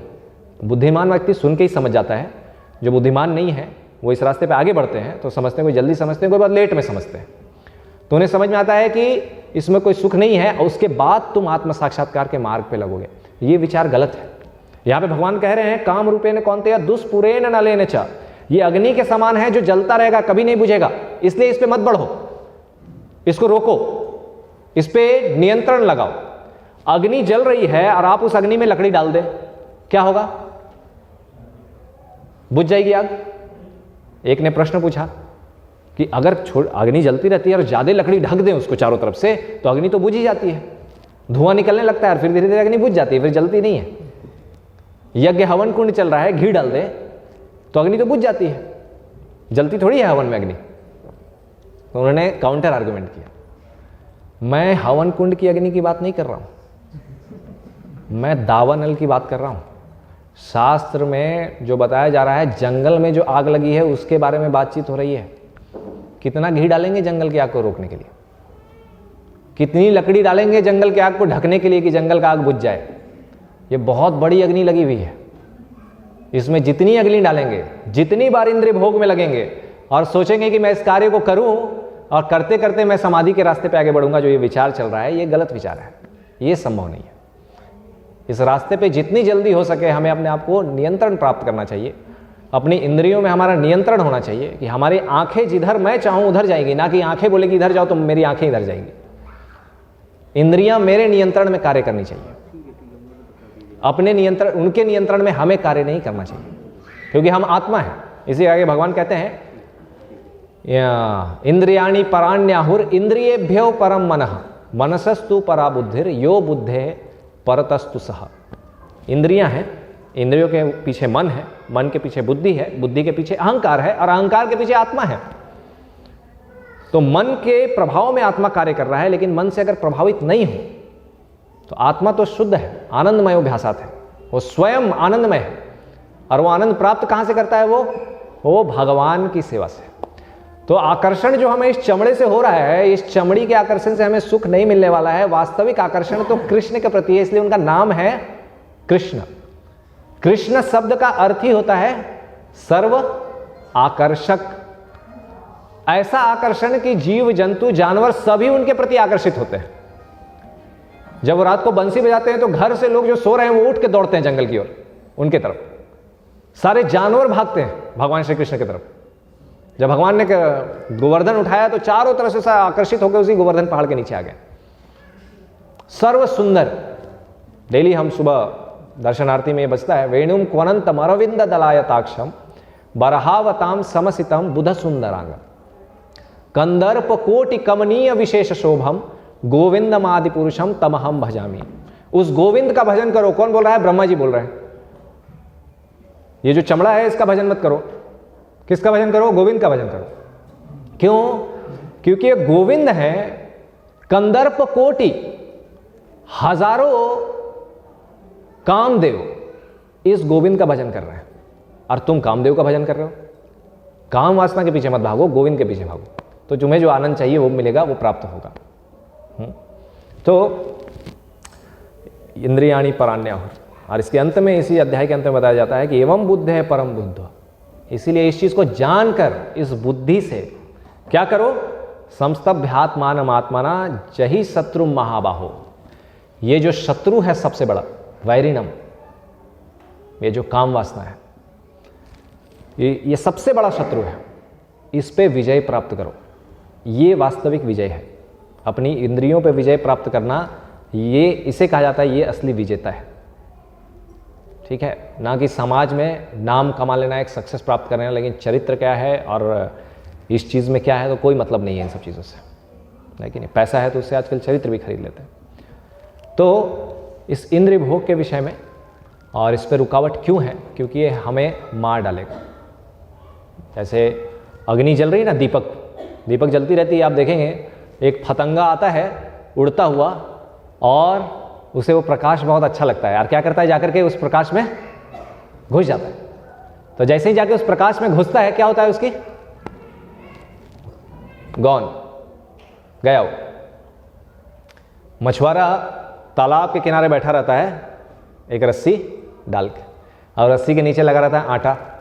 मछली आता है, जीवा पे कंट्रोल नहीं है, क्या होता है? आता है और तुरंत सोचता है होप खा लूं, होप किया और क्या हुआ? गॉन। ऊपर बैठा हुआ है, बढ़िया से खींचता है, बोलता है now I will fry you nicely. अब अच्छे से फ्राई करेंगे, अब अच्छे से कढ़ाई में फ्राई होगा। क्यों? जीवा पे नियंत्रण नहीं था। इसीलिए एक हाथी कैसे पकड़ा जाता है? एक हथनी को रखा जाता है इधर, और एक बड़ा सा गड्ढा कर देते हैं, और उधर दूसरी ओर हाथी रहता है, इधर हथनी। तो वो हाथी जब इस हथनी को देखता है तो उसके अंदर काम वासना जगती है, और वो दौड़ता है उस हथनी के प्रति भोग करने के लिए। बीच में बड़ा सा गड्ढा रहता है, लेकिन आंखों के सामने पर्दा गिर गया ना, आविर्तम ज्ञानम एतेन ज्ञानिनम नित्य वैरिणम। ये सबसे बड़ा शत्रु है। ये आपकी आंखों के सामने ऐसा पर्दा डालता है कि आपको समझ में नहीं आता है। दिन भर वही चीज, एक युवा से बात कीजिएगा, दिन भर उसके दिमाग में यही रहता है, कंसंट्रेशन ही नहीं लग रहा है। आंख बंद करता हूं तो उसी का चेहरा सामने आ रहा है, ये कर रहा हूं तो उसी के विषय में सोच रहा हूं, दिमाग सो रहा हूं तो उसी के विषय में सोच रहा हूं, कुछ कंसंट्रेशन नहीं। सोच रहा है निकलूं कैसे इससे बाहर, ये हो क्या रहा है मेरे साथ। तो हाथी दौड़ता है इसके प्रति, लेकिन गड्ढे में गिर जाता है। गड्ढे में गिरने के बाद जो उसको कंट्रोल करता है वो उसको छोड़ देता है 20-25 दिन तक, कुछ खाने के लिए नहीं देता है। वो अंदर रहता है, और अंदर रह करके उसे खाना नहीं मिल रहा है, उससे क्या हो रहा है? वो उसकी शक्ति क्षीण हो रही है। उसके बाद ये अंदर जाता है महावत, और उसको कुछ खिलाता है, फिर 5 दिन के बाद खिलाता है, फिर 2 दिन के बाद, फिर 1 दिन के बाद, फिर हर दिन खिलाता है। उसको क्या लगता है? इसने मुझे बचाया है, इसने मुझे बचाया है, और उसके बाद वो उसको बाहर भी निकाल लेता है। उसका इतना बड़ा हाथी, एक लात मारेगा तो यहाँ से अमेरिका पहुँच जाएगा। उस हाथी को ये कंट्रोल करके चलता है। उसको बोलता है बैठो तो हाथी बैठता है, उसको बोलता खड़े हो तो हाथी खड़ा हो जाता है। क्यों? क्योंकि हाथी को लगता है नहीं इसने मुझे बचाया है। हाथी इतना बड़ा जानवर एक चींटी के कंट्रोल में आ गया, कैसे? अपनी काम वासना के कारण, अपनी इंद्रियों के कारण। इसीलिए शास्त्र में उद्धृत है कि इस इंद्रिय भोग के लिए मनुष्य जीवन बना ही नहीं है। कामस्य न इंद्रिय प्रीति लाभो जीवति यावता। तो इस इंद्रिय भोग पे, मार्ग पे हम ना बढ़ें। जितना हो सकता है स्त्री और पुरुषों को तो अलग रहना चाहिए। लिव इन रिलेशनशिप, ये सब चीज़ें बहुत वाहियात सभ्यता है। और जो एजुकेशन है, जो उसका सेंटर है, जो केंद्र है, तो जितना हो सके उतना अलग रहना चाहिए और अपने धर्म का पालन करना चाहिए ताकि हर कोई भगवान की ओर आगे बढ़े, है कि नहीं? तो ये वास्तविक सभ्यता है। हरे कृष्णा। ऐसे बचे कैसे? तो बहुत इम्पॉर्टेंट चीज़ है। बहुत जो लोग सीरियस हैं इस चीज़ को लेकर कि उन्हें समझ में आ रहा है कि नहीं मैं फंसा हूँ, जिन्हें नहीं समझ में आ रहा है तो अभी अपने रास्ते पे आगे बढ़ते रहिए, धीरे धीरे समझ में आएगा।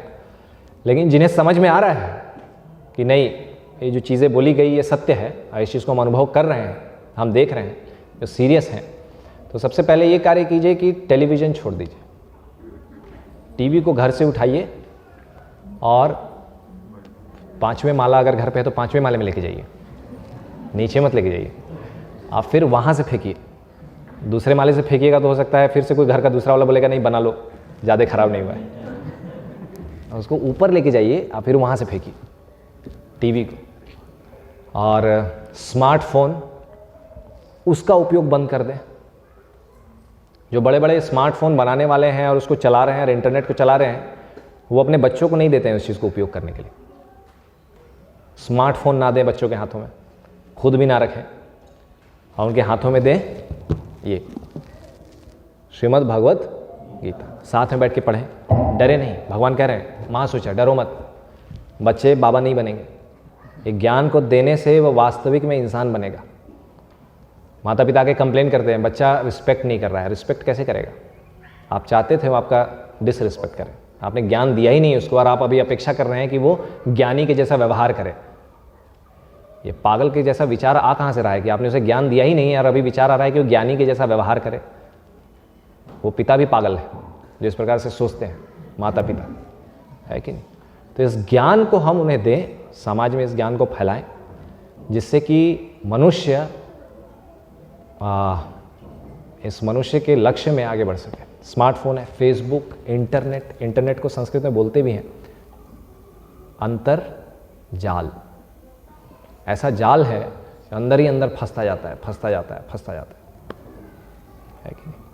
और समाज में ऐसा है, बोल सकते नहीं हम ऐसे समाज में रह रहे हैं, उपयोग तो करना पड़ेगा ना।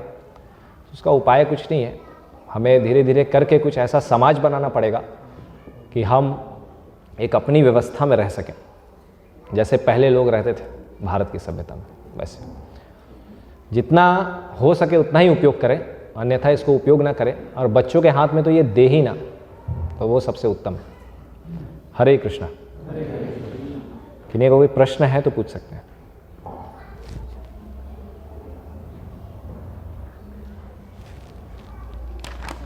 इसमें प्रश्न आएगा, इसमें ये बोल रहे हैं कि हमें जैसे राधा कृष्ण हैं तो कृष्ण भगवान एक्सप्रेस कर रहे हैं लव राधा को, राधा एक्सप्रेस कर रहे हैं लव, तो शास्त्रों में भी बताया गया है भगवान कर रहे हैं, तो हमारा करने में क्या बुराई है? मतलब भगवान करें तो लीला और हम करें तो करेक्टेड लीला। ऐसा प्रश्न पूछा।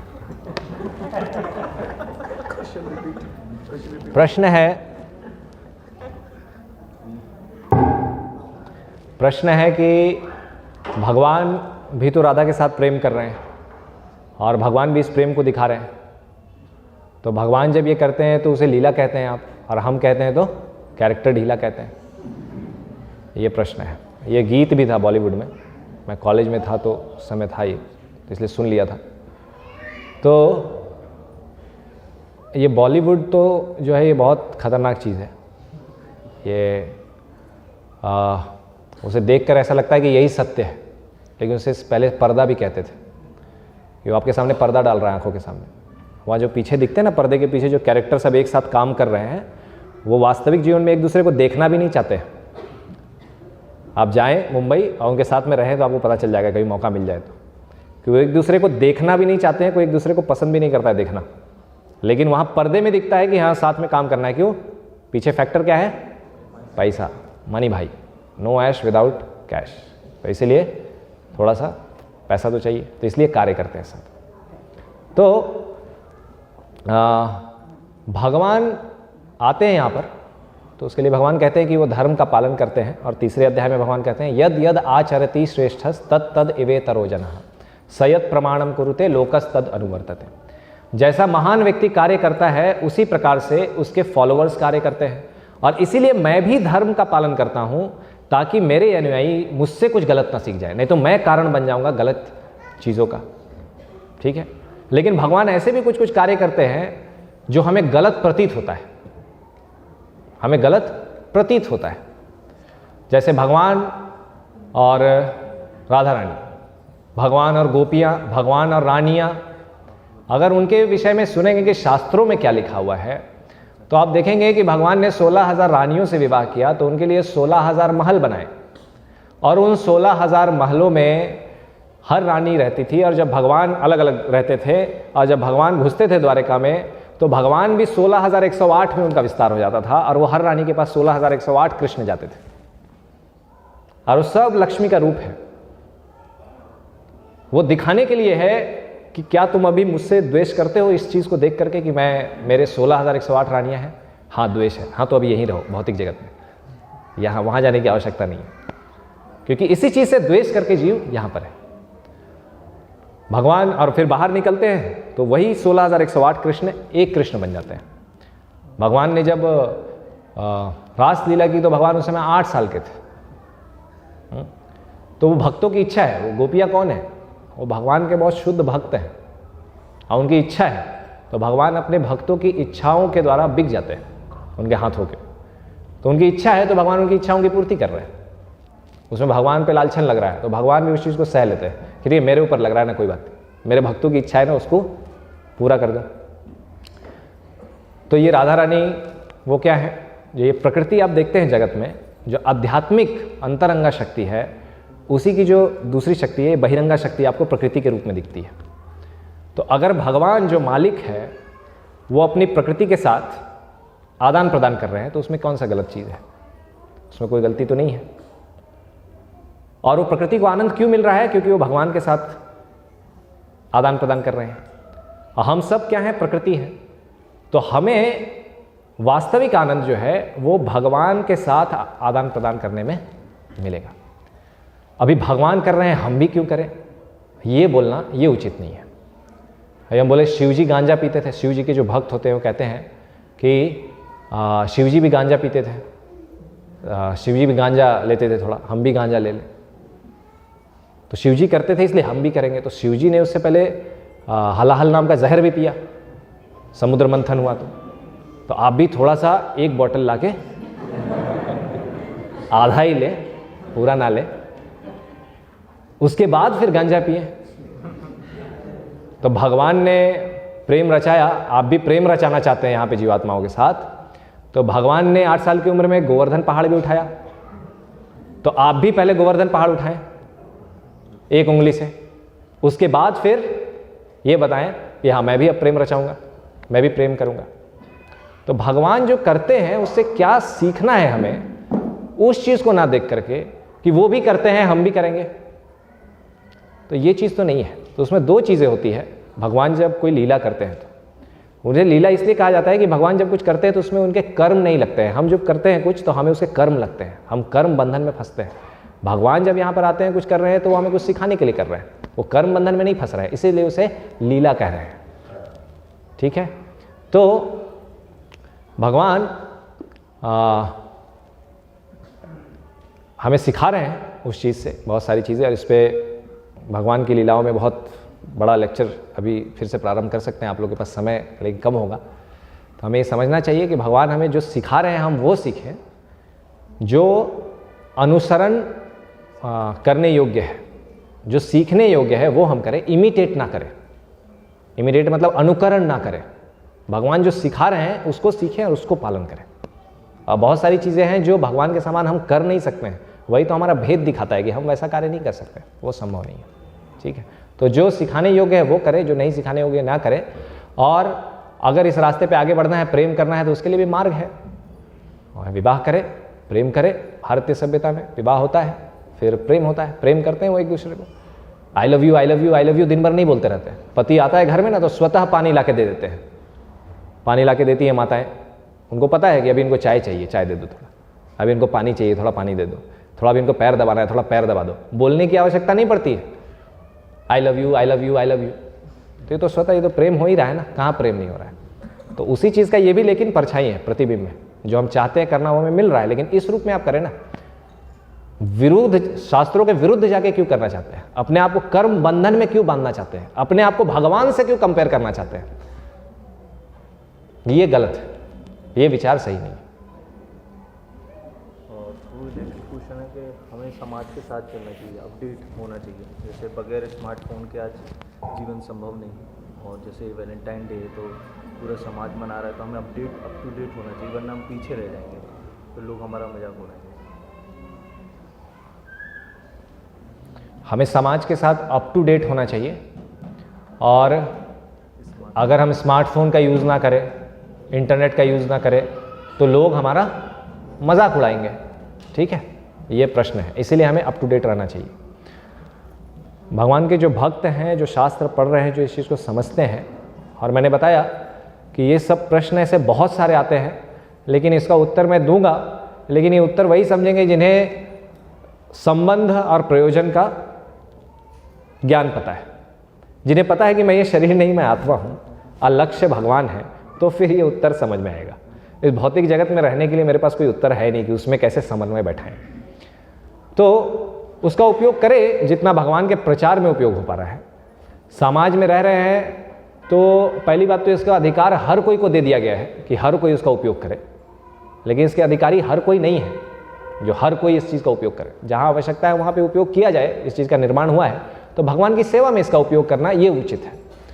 और दूसरी चीज़ कि समाज मेरा मजाक उड़ाएगी, तो ये प्रिंसिपल जो है कि समाज मेरा मजाक उड़ाएगा, मैं ये कैसे करूँ, इसको कभी लेके ना चले कोई, नहीं तो कभी आप सत्य के रास्ते पे आगे बढ़ ही नहीं पाएंगे। समाज क्योंकि मेरा मजाक उड़ाएगा इसलिए मैं जाकर के मल खा लूं क्या? समाज मल खा रहा है तो, क्योंकि समाज मल खा रहा है तो इसलिए मैं भी मल खाऊं, क्योंकि मल नहीं खाऊंगा तो मजाक उड़ाएगा, खा लो। तो ये विचार जो अपने आप में है कि समाज मेरा मजाक उड़ाएगा, ये मजाक तो पहले छोड़, ये जो विचार है इसको छोड़ दें, इसको दूर रखें कि समाज मेरा मजाक उड़ाएगा। विचार ये करें कि क्या करने योग्य है, क्या नहीं करने योग्य है, वो करें। और 33 करोड़ देवी देवता बैठे हुए ऊपर, वो आपका मजाक उड़ा रहे हैं, वो नहीं दिख रहा है। भगवान हंस रहे हैं, वो नहीं दिख रहा है। सारे गुरुजन हंस रहे हैं, वो नहीं दिख रहा है कि कर क्या रहा है बेवकूफ। लेकिन मेरे घर के जो आजू बाजू में रहते हैं वो मेरा मजाक उड़ा रहे हैं, ये दिख रहा है। तो ये अंतर होता है। विमूढ़ा नानु पश्यन्ति पश्यन्ति ज्ञान चक्षुषा। जिन्हें ज्ञान है वो इस चीज़ को देख पाते हैं, जो मूर्ख हैं वो नहीं देख पाते। तो उन्हें कैसे समझाया जाए? तो भगवान की कृपा, भक्तों की कृपा पड़ी कभी तो समझ में आ जाए, अन्यथा संभव नहीं है। हरे कृष्ण जी, आपका प्रश्न।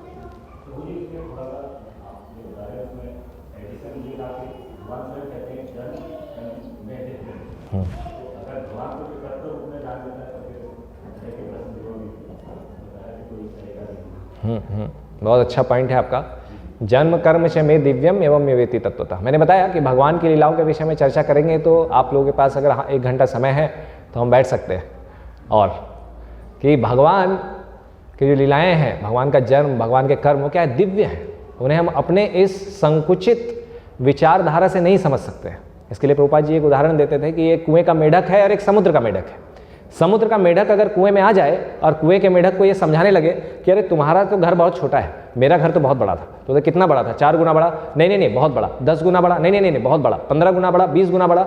अब कुएं का मेढक ये प्रयास करे समझने का कि समुद्र कितना बड़ा होगा अपने कुएं के माप से, तो क्या वो कभी माप पाएगा समुद्र को? वो संभव नहीं है। भगवान की लीलाएं क्या है, भगवान क्या कार्य कर रहे हैं, उसके विषय में चर्चा करना, उसके लिए तो सबसे पहले एक प्रमाणिक गुरु के पास आकर के शरणागति लेकर के उनकी सेवा करके फिर प्रश्न पूछें, उस चीज़ को सीखे, तो बहुत गुह्य चीज़ है। उस चीज़ को कैसे समझा जाए? ऐसे ही कहीं भी पढ़ लेंगे? हार्ट सर्जन ऐसे ही बन जाता है। घर पे कोई बोले कि अरे बच्चे का हृदय में थोड़ा प्रॉब्लम हो रहा है, इसका हार्ट सर्जरी करना होगा। हाँ, मेरे चाचा ने हार्ट सर्जरी की सारी पुस्तकें पढ़ ली है, उनसे करवा लो। सारा बुक उन्होंने पढ़ लिया है ना हार्ट सर्जरी का, तो वो कर देंगे ऑपरेशन। नहीं कर सकते है ना, उसी के पास लेके जाएंगे जो डॉक्टर के पास, जिसने प्रैक्टिस किया है, जिसने अभ्यास किया है। तो जो इस मार्ग पर जिन्होंने अभ्यास किया है उनके साथ रह करके हम ये सब चीज़ें सीखेंगे। यूट्यूब और यहाँ पे जो चैनल में सीख रहे हैं वो सब चीज़ वहाँ से नहीं सीखेंगे हम उस चीज़ को। तो भगवान के कर्म दिव्य है, भगवान रण से छोड़कर भागते हैं तो रणछोड़राय के बीच में पूजा होती है। भगवान चोरी करते हैं तो चोर के रूप में पूजा होती है। तो भगवान की लीलाएं दिव्य है, उसे हम अपने अनुसार अपने सीमा में बांध करके भगवान को क्यों हम समझना चाहते हैं? भगवान अनंत हैं, हम सीमित हैं, और इस सीमित बुद्धि से हम अनंत को समझना चाह रहे हैं। तो ये गलत विचार है।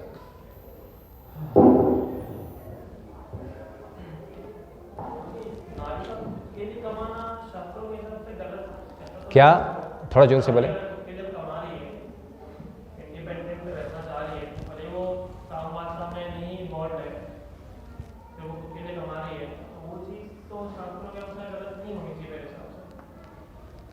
नहीं, स्त्री के लिए उचित यह है कि वो बचपन में माता पिता के संरक्षण में रहे, जब विवाहित है तो पति के संरक्षण में रहे, और बूढ़ी हो जाए तो अपने बड़े पुत्र के संरक्षण में रहे।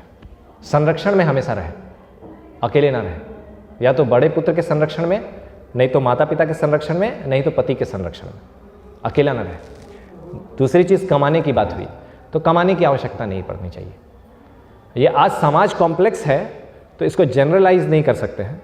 आज समाज कॉम्प्लेक्स होने के कारण किसी किसी परिस्थिति में हो सकता है ऐसा करना पड़े, लेकिन निर्देशन में कार्य करना चाहिए। हो सकता है ऐसी आवश्यकता पड़े, लेकिन जनरली ऐसा नहीं पड़ना चाहिए। समाज में ऐसी जरूरत, पत्नी भी काम करती है, पति भी कार्य कर रहा है, या पत्नी कार्य कर रही है, बच्चे हैं, बच्चे किसको दे दिए हैं? एक नौकरानी को दे दिए, वो पाल रही है बच्चे को। बच्चा का माँ के प्रति कोई प्रेम नहीं है, और उसके बाद फिर परिवार टूट गया है। परिवार कैसे? छोटे छोटे परिवार हैं आजकल। क्यों है? ये सब चीज़ें इसका कारण है। तो पति बाहर जाता है, कमाता है, बाहर से धन लाता है, घर चलता है, और घर के अंदर में भी इतना सारा कार्य रहता है। छोटे मोटे कार्य है क्या? क्या वो कर्तव्य नहीं है? अपने बच्चे को पालना वो कर्तव्य नहीं है? वो भी तो कर्तव्य है ना। 24 घंटे लगता है बच्चे को पालने में, वो कितने साल, क्या वो कर्तव्य नहीं है? तो ये कर्तव्य तो पैसा कमाने से बहुत बड़ा कर्तव्य है, जिसे उन्हें उठाना चाहिए। और वो जिस प्रकार से उन्हें पाल पाएंगे, कौन दूसरा पालेगा? वो संभव नहीं है। तो स्त्री का जो धर्म है वो हम पालन करें, घर के अंदर के जो कार्य हैं उसको हम करें ना। तो ये चीज़ उचित नहीं है, लेकिन परिस्थिति के अनुसार थोड़ा ऊपर नीचे हो सकता है। लेकिन वैदिक सभ्यता में ये चीज़ उचित नहीं है। आज समाज का ढांचा पूरा उल्टा है, उस पर कुछ कमेंट करना भी डर लगता है कि कैसे परिस्थिति को ठीक किया जाए, वो संभव नहीं लगता है। लेकिन अकेले रहना, स्वतंत्र रहना, स्वतंत्र विचार रहना, वो उचित नहीं है, क्योंकि that is prone that she will get to degradation. भावना होती है कोई ना कोई शोषण करेगा अगर संरक्षण में ना रहे तो। भेदभाव नहीं है ये, भेदभाव नहीं है। तो आर्मी जो बैठी हुई है जम्मू कश्मीर में, वो भी आत्मा है, और यहाँ पे जो बच्चे बैठे हैं उस रूम पे प्रसादम में, वो भी आत्मा है। उनके हाथ में ही बंदूक दे दो, वो भी बंदूक लिए हुए हैं, बराबर है, दोनों आत्मा है। लाइसेंस मत रखिए, लाइसेंस की क्यों आवश्यकता है? आत्मा है। तो ये भेदभाव आप क्यों कर रहे हैं? क्यों कर रहे हैं? योग्यता देख कर ना। सबका अपना अपना कार्य है जो प्रकृति के द्वारा निर्धारित है, उस कार्य को करेंगे तो प्रकृति उचित तरीके से चलेगी, और जीवन का जो लक्ष्य है वो प्राप्त करेंगे। मुख्य चीज़ ये है। बाकी भोग करना है तो हाँ ठीक है, बांट दीजिए, अकेले रखिए उनको, अकेले अपना स्वतंत्र रहें जीवन, लेकिन मृत्यु के बाद फिर से जन्म, जो जो कर्म किए उसके अनुसार फिर से जन्म लेना पड़ेगा। और यहाँ पे चर्चा इस चीज़ पे हो रही है कि मृत्यु के बाद दोबारा जन्म ना ले, उसके लिए क्या करना होगा?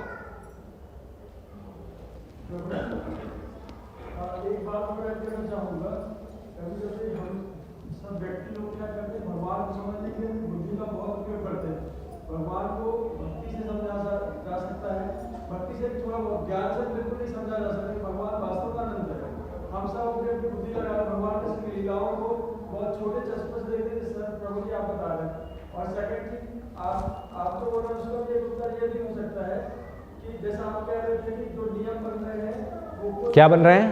जो नियम बन रहे हैं कि स्त्रियों को बहुत स्त्री सशक्तिकरण में नियम बन रहे हैं, वास्तव में उससे अच्छी चीजें नहीं निकाल पाते लोग, गलत लोग इसका फायदा उठाते हैं।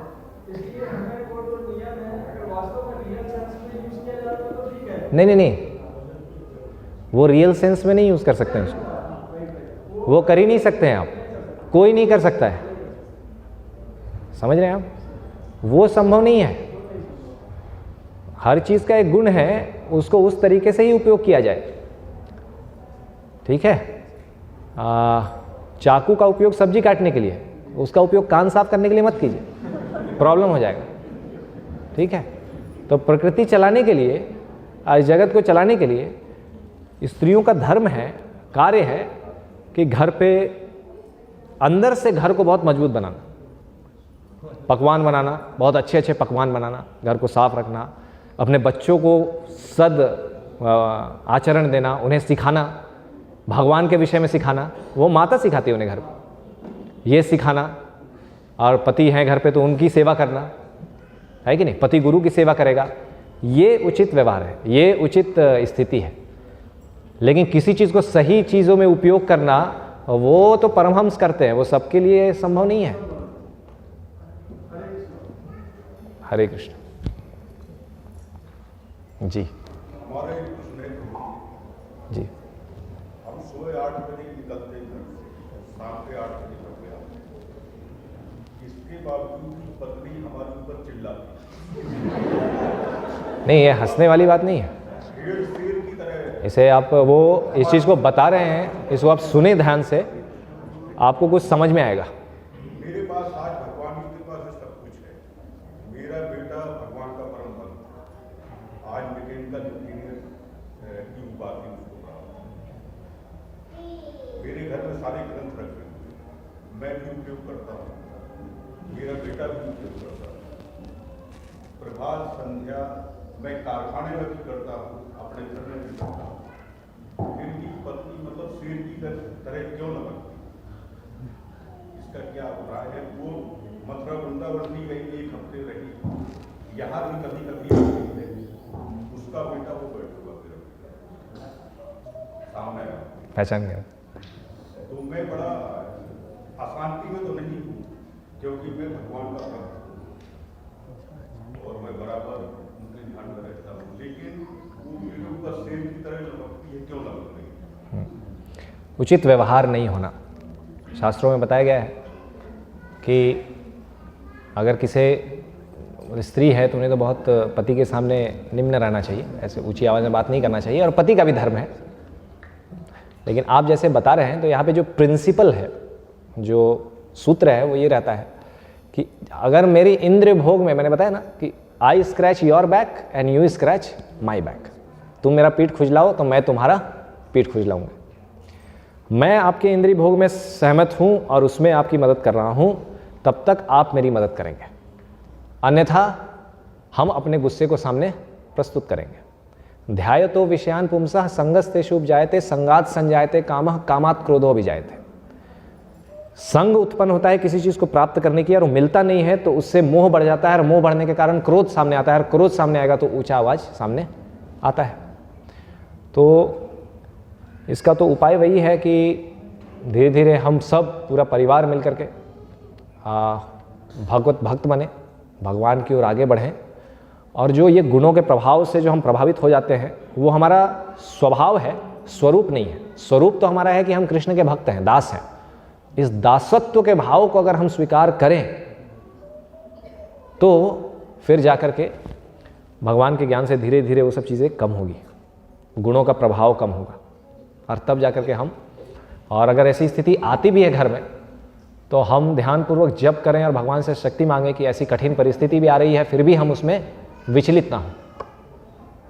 ठीक है, हो रहा है, मेरे जीवन के, पिछले जीवन के कर्म होंगे जिसके कारण मुझे ऐसा फल मिल रहा है, और मैं ध्यानपूर्वक और भगवान के रास्ते पे बहुत दृढ़ता से, तीव्रता से आगे बढ़ूं कि बार बार मुझे ऐसी स्थिति को झेलना ना पड़े, फिर से मैं दोबारा जन्म ना लूं कहीं पे, और फिर से मैं ऐसी परिस्थितियों को ना झेलूं। अब पता नहीं इससे पहले कितनी बार झेला हूं।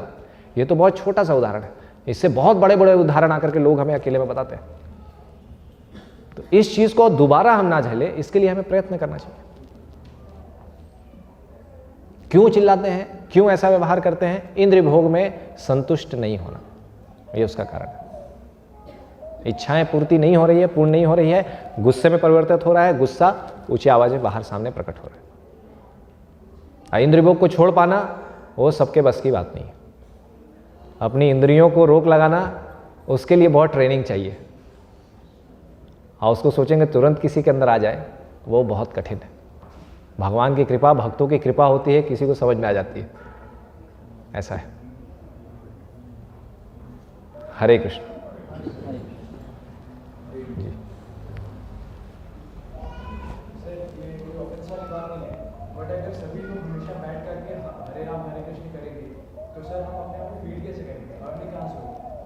अगर हमेशा मैं बैठ के हरे राम हरे कृष्ण का जाप करता रहूँ, है ना सर, अगर भगवत प्राप्ति के मार्ग में मुझे भी आगे बढ़ना है, तो अगर मैं हमेशा हरे कृष्ण हमेशा कृष्ण का ध्यान करता रहूँ तो क्या सच में ऐसा होगा कि मेरा पेट भरता रहेगा या फिर मुझे और कुछ करने की जरूरत नहीं पड़ेगी संसार में? आपने कभी ऐसा प्रयास किया करने का? जी मैंने करा है।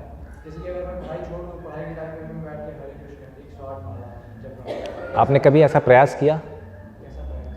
कि आपने पढ़ाई लिखाई छोड़ दी और 24 घंटे जप किया और आपको खाने को नहीं मिला हो? अभी तो मैं अपने, नहीं, आपने प्रैक्टिकली ये चीज़ करके देखा? क्योंकि अभी तो मैं अपने पेरेंट्स पे डिपेंडेंट हूँ ना। नहीं, क्योंकि नहीं, आप प्रश्न पूछ रहे हैं तो मैं आपसे प्रश्न पूछ रहा हूँ कि क्या आपने एक थ्योरी रखा सामने, आपने प्रैक्टिकली इसे करके देखा कभी कि होगा कि नहीं? मैं कहता हूँ होगा, आप करो, आप करके देखो, होगा, लेकिन आप कर नहीं पाओगे। तो आप ये कहो कि मैं नहीं कर पाऊंगा, आप अपनी कमी को भगवान पे क्यों डाल रहे हो? भगवान हाथी कितना मेहनत कर रहा है, पढ़ाई कर रहा है, कॉग्निजेंट में जा रहा है, विप्रो में जा रहा है काम करने के लिए, 150 किलो खाता है एक बार में, कौन खिला रहा है?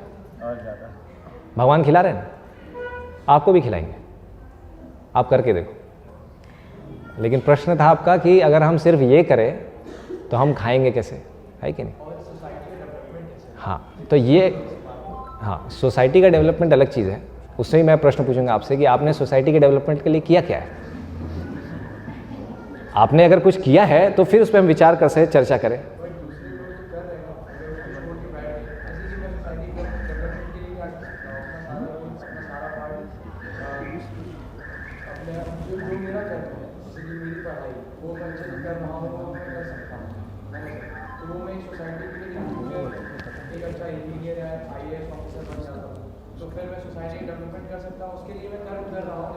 कोई सोसाइटी की डेवलपमेंट नहीं कर रहा है, कोई सोसाइटी की डेवलपमेंट करना भी नहीं चाहता है। वो चाहता है कि मेरा बिल्डिंग कैसे बड़ा बन जाए, मेरी गाड़ी में 4 चक्के हैं, कैसे कल 6 चक्के वाला गाड़ी खरीद लूँ, ये सब का विचार रहता है। कुछ गिने चुने लोग होते हैं जो समाज के लिए कार्य करने के लिए बाहर आते हैं, गिने चुने लोग, आप उसमें हो तो बहुत भाग्यशाली है। सबसे बड़ा समाज के लिए कार्य करना का कार्य है, 1 मिनट, लोगों को कृष्ण देना। जीव जो भटक रहा है, जो हर चीज मांगने के लिए लालायित है, उसको बताना कि ये तुम्हारे पिता हैं, इसके पास जाओ, ये तुम्हें सब कुछ देंगे, किसी से भीख मांगने की जरूरत नहीं है। ये सबसे बड़ा समाजकारी कार्य है। इससे बड़ा और कोई उपकार का कार्य नहीं हो सकता है। आप जो बोल रहे हैं मैं पढ़ाई कर रहा हूं, मैं अपना कर्म कर रहा हूं, तो ये कर्म है जो है, ये कौन निर्धारित करेगा? रोड में दाएं चलना है बाएं चलना है, ये कौन निर्धारित करेगा? ये संविधान निर्धारित करता है। इस जगत में कर्म क्या है, विकर्म क्या है, पाप क्या है, पुण्य क्या है, ये शास्त्र निर्धारित करेगा। तो पहले तो आप इस चीज पे भी थोड़ा अध्ययन करें और जानें कि मैं जो कर रहा हूं क्या ये कर्म है कि नहीं, मैं जो कर रहा हूं ये भगवान के अनुसार है कि नहीं, या मैं ऐसा सोच रहा हूं कि मैं ये कर रहा हूं, और ये समाज के लिए कितना हानिकारक है या लाभदायक है।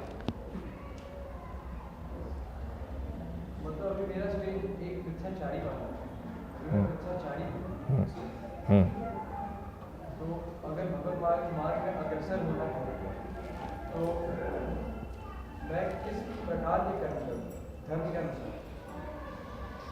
इसके लिए पर्सनली आप भक्त से मिल सकते हैं, उसमें लंबी चर्चा जाएगी। तो पर्सनली उनसे गाइडेंस ले सकते हैं कि आपकी कैसी स्थिति है, आपका मानसिक विचार क्या है, आप भगवान से जप करते हैं, क्या करते हैं, आप किस विधि का पालन करते हैं। तो फिर उसमें पर्सनली हम डिस्कस कर सकते हैं बैठ करके कि कैसे हम आगे बढ़ें, कि हम इन चीज़ों से दूर रहें और हम भगवान की ओर भी आगे बढ़ें। करेक्ट? ये अच्छा प्रश्न था, लेकिन इसके लिए अकेले बैठना पड़ेगा।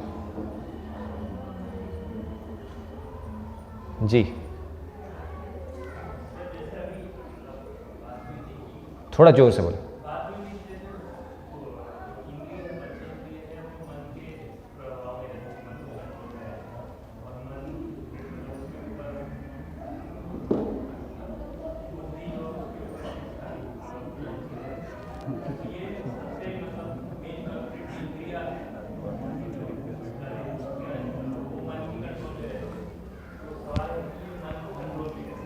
हाँ, सब इंद्रियां मन के कंट्रोल में है, तो मन को कैसे नियंत्रित में किया जाए। जैसे एक छोटा बच्चा होता है ना, उसको नियंत्रण में करना चाहते हो, नहीं रहता है, उसको बोले बैठो, वो नहीं बैठता है, ऐसे रहता है। फिर उसको बोलेंगे बैठो, डांट के बैठाएंगे, वो ऐसे देखेगा और फिर देखेगा पिताजी उधर देख रहे हैं, दौड़ के भागेगा। उसके दिमाग में ही नहीं आता है कि पिताजी ने बोला बैठो, वो नहीं बैठेगा। ठीक हमारा मन इसी प्रकार से कार्य करता है।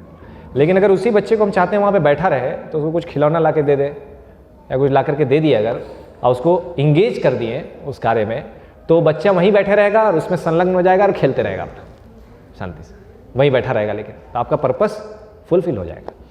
मन जो है उसको जो चीज़ चाहिए वो चीज़ अगर दे दे तो हमारा मन भी शांति से बैठा रहेगा। तो मन बहुत सारे विचार करता रहता है कि नहीं? लेकिन भक्ति सिद्धांत ठाकुर कहते हैं कि सोने से पहले मन को 100 झाड़ू मारो, ठीक है, और उठने के बाद 100 जूते, ये कार्य करना प्रारंभ करें सबसे पहले, ठीक है। आंख बंद करें और विचार करें 1 2 3 4 ऐसे, ठीक है। और उसके बाद भगवान के विपरीत अगर बोल रहा है तो उसकी बात ही ना सुने। मन को नियंत्रित में करने का अर्थ है आत्मा अपने आप को नियंत्रित में करे। मन तो बोलता रहेगा, आत्मा को यह समझना है कि मैं मन की क्यों सुनूं, ये माइंड कंट्रोल है। Don't hear to the mind, वो तो मरते समय तक बोलता रहेगा, उसको ध्यान मत दो। बुद्धि की सुनो। भगवान कह रहे हैं गीता में अपने बुद्धि को शार्प करो ताकि हम भगवान के रास्ते पे आगे बढ़ सकें।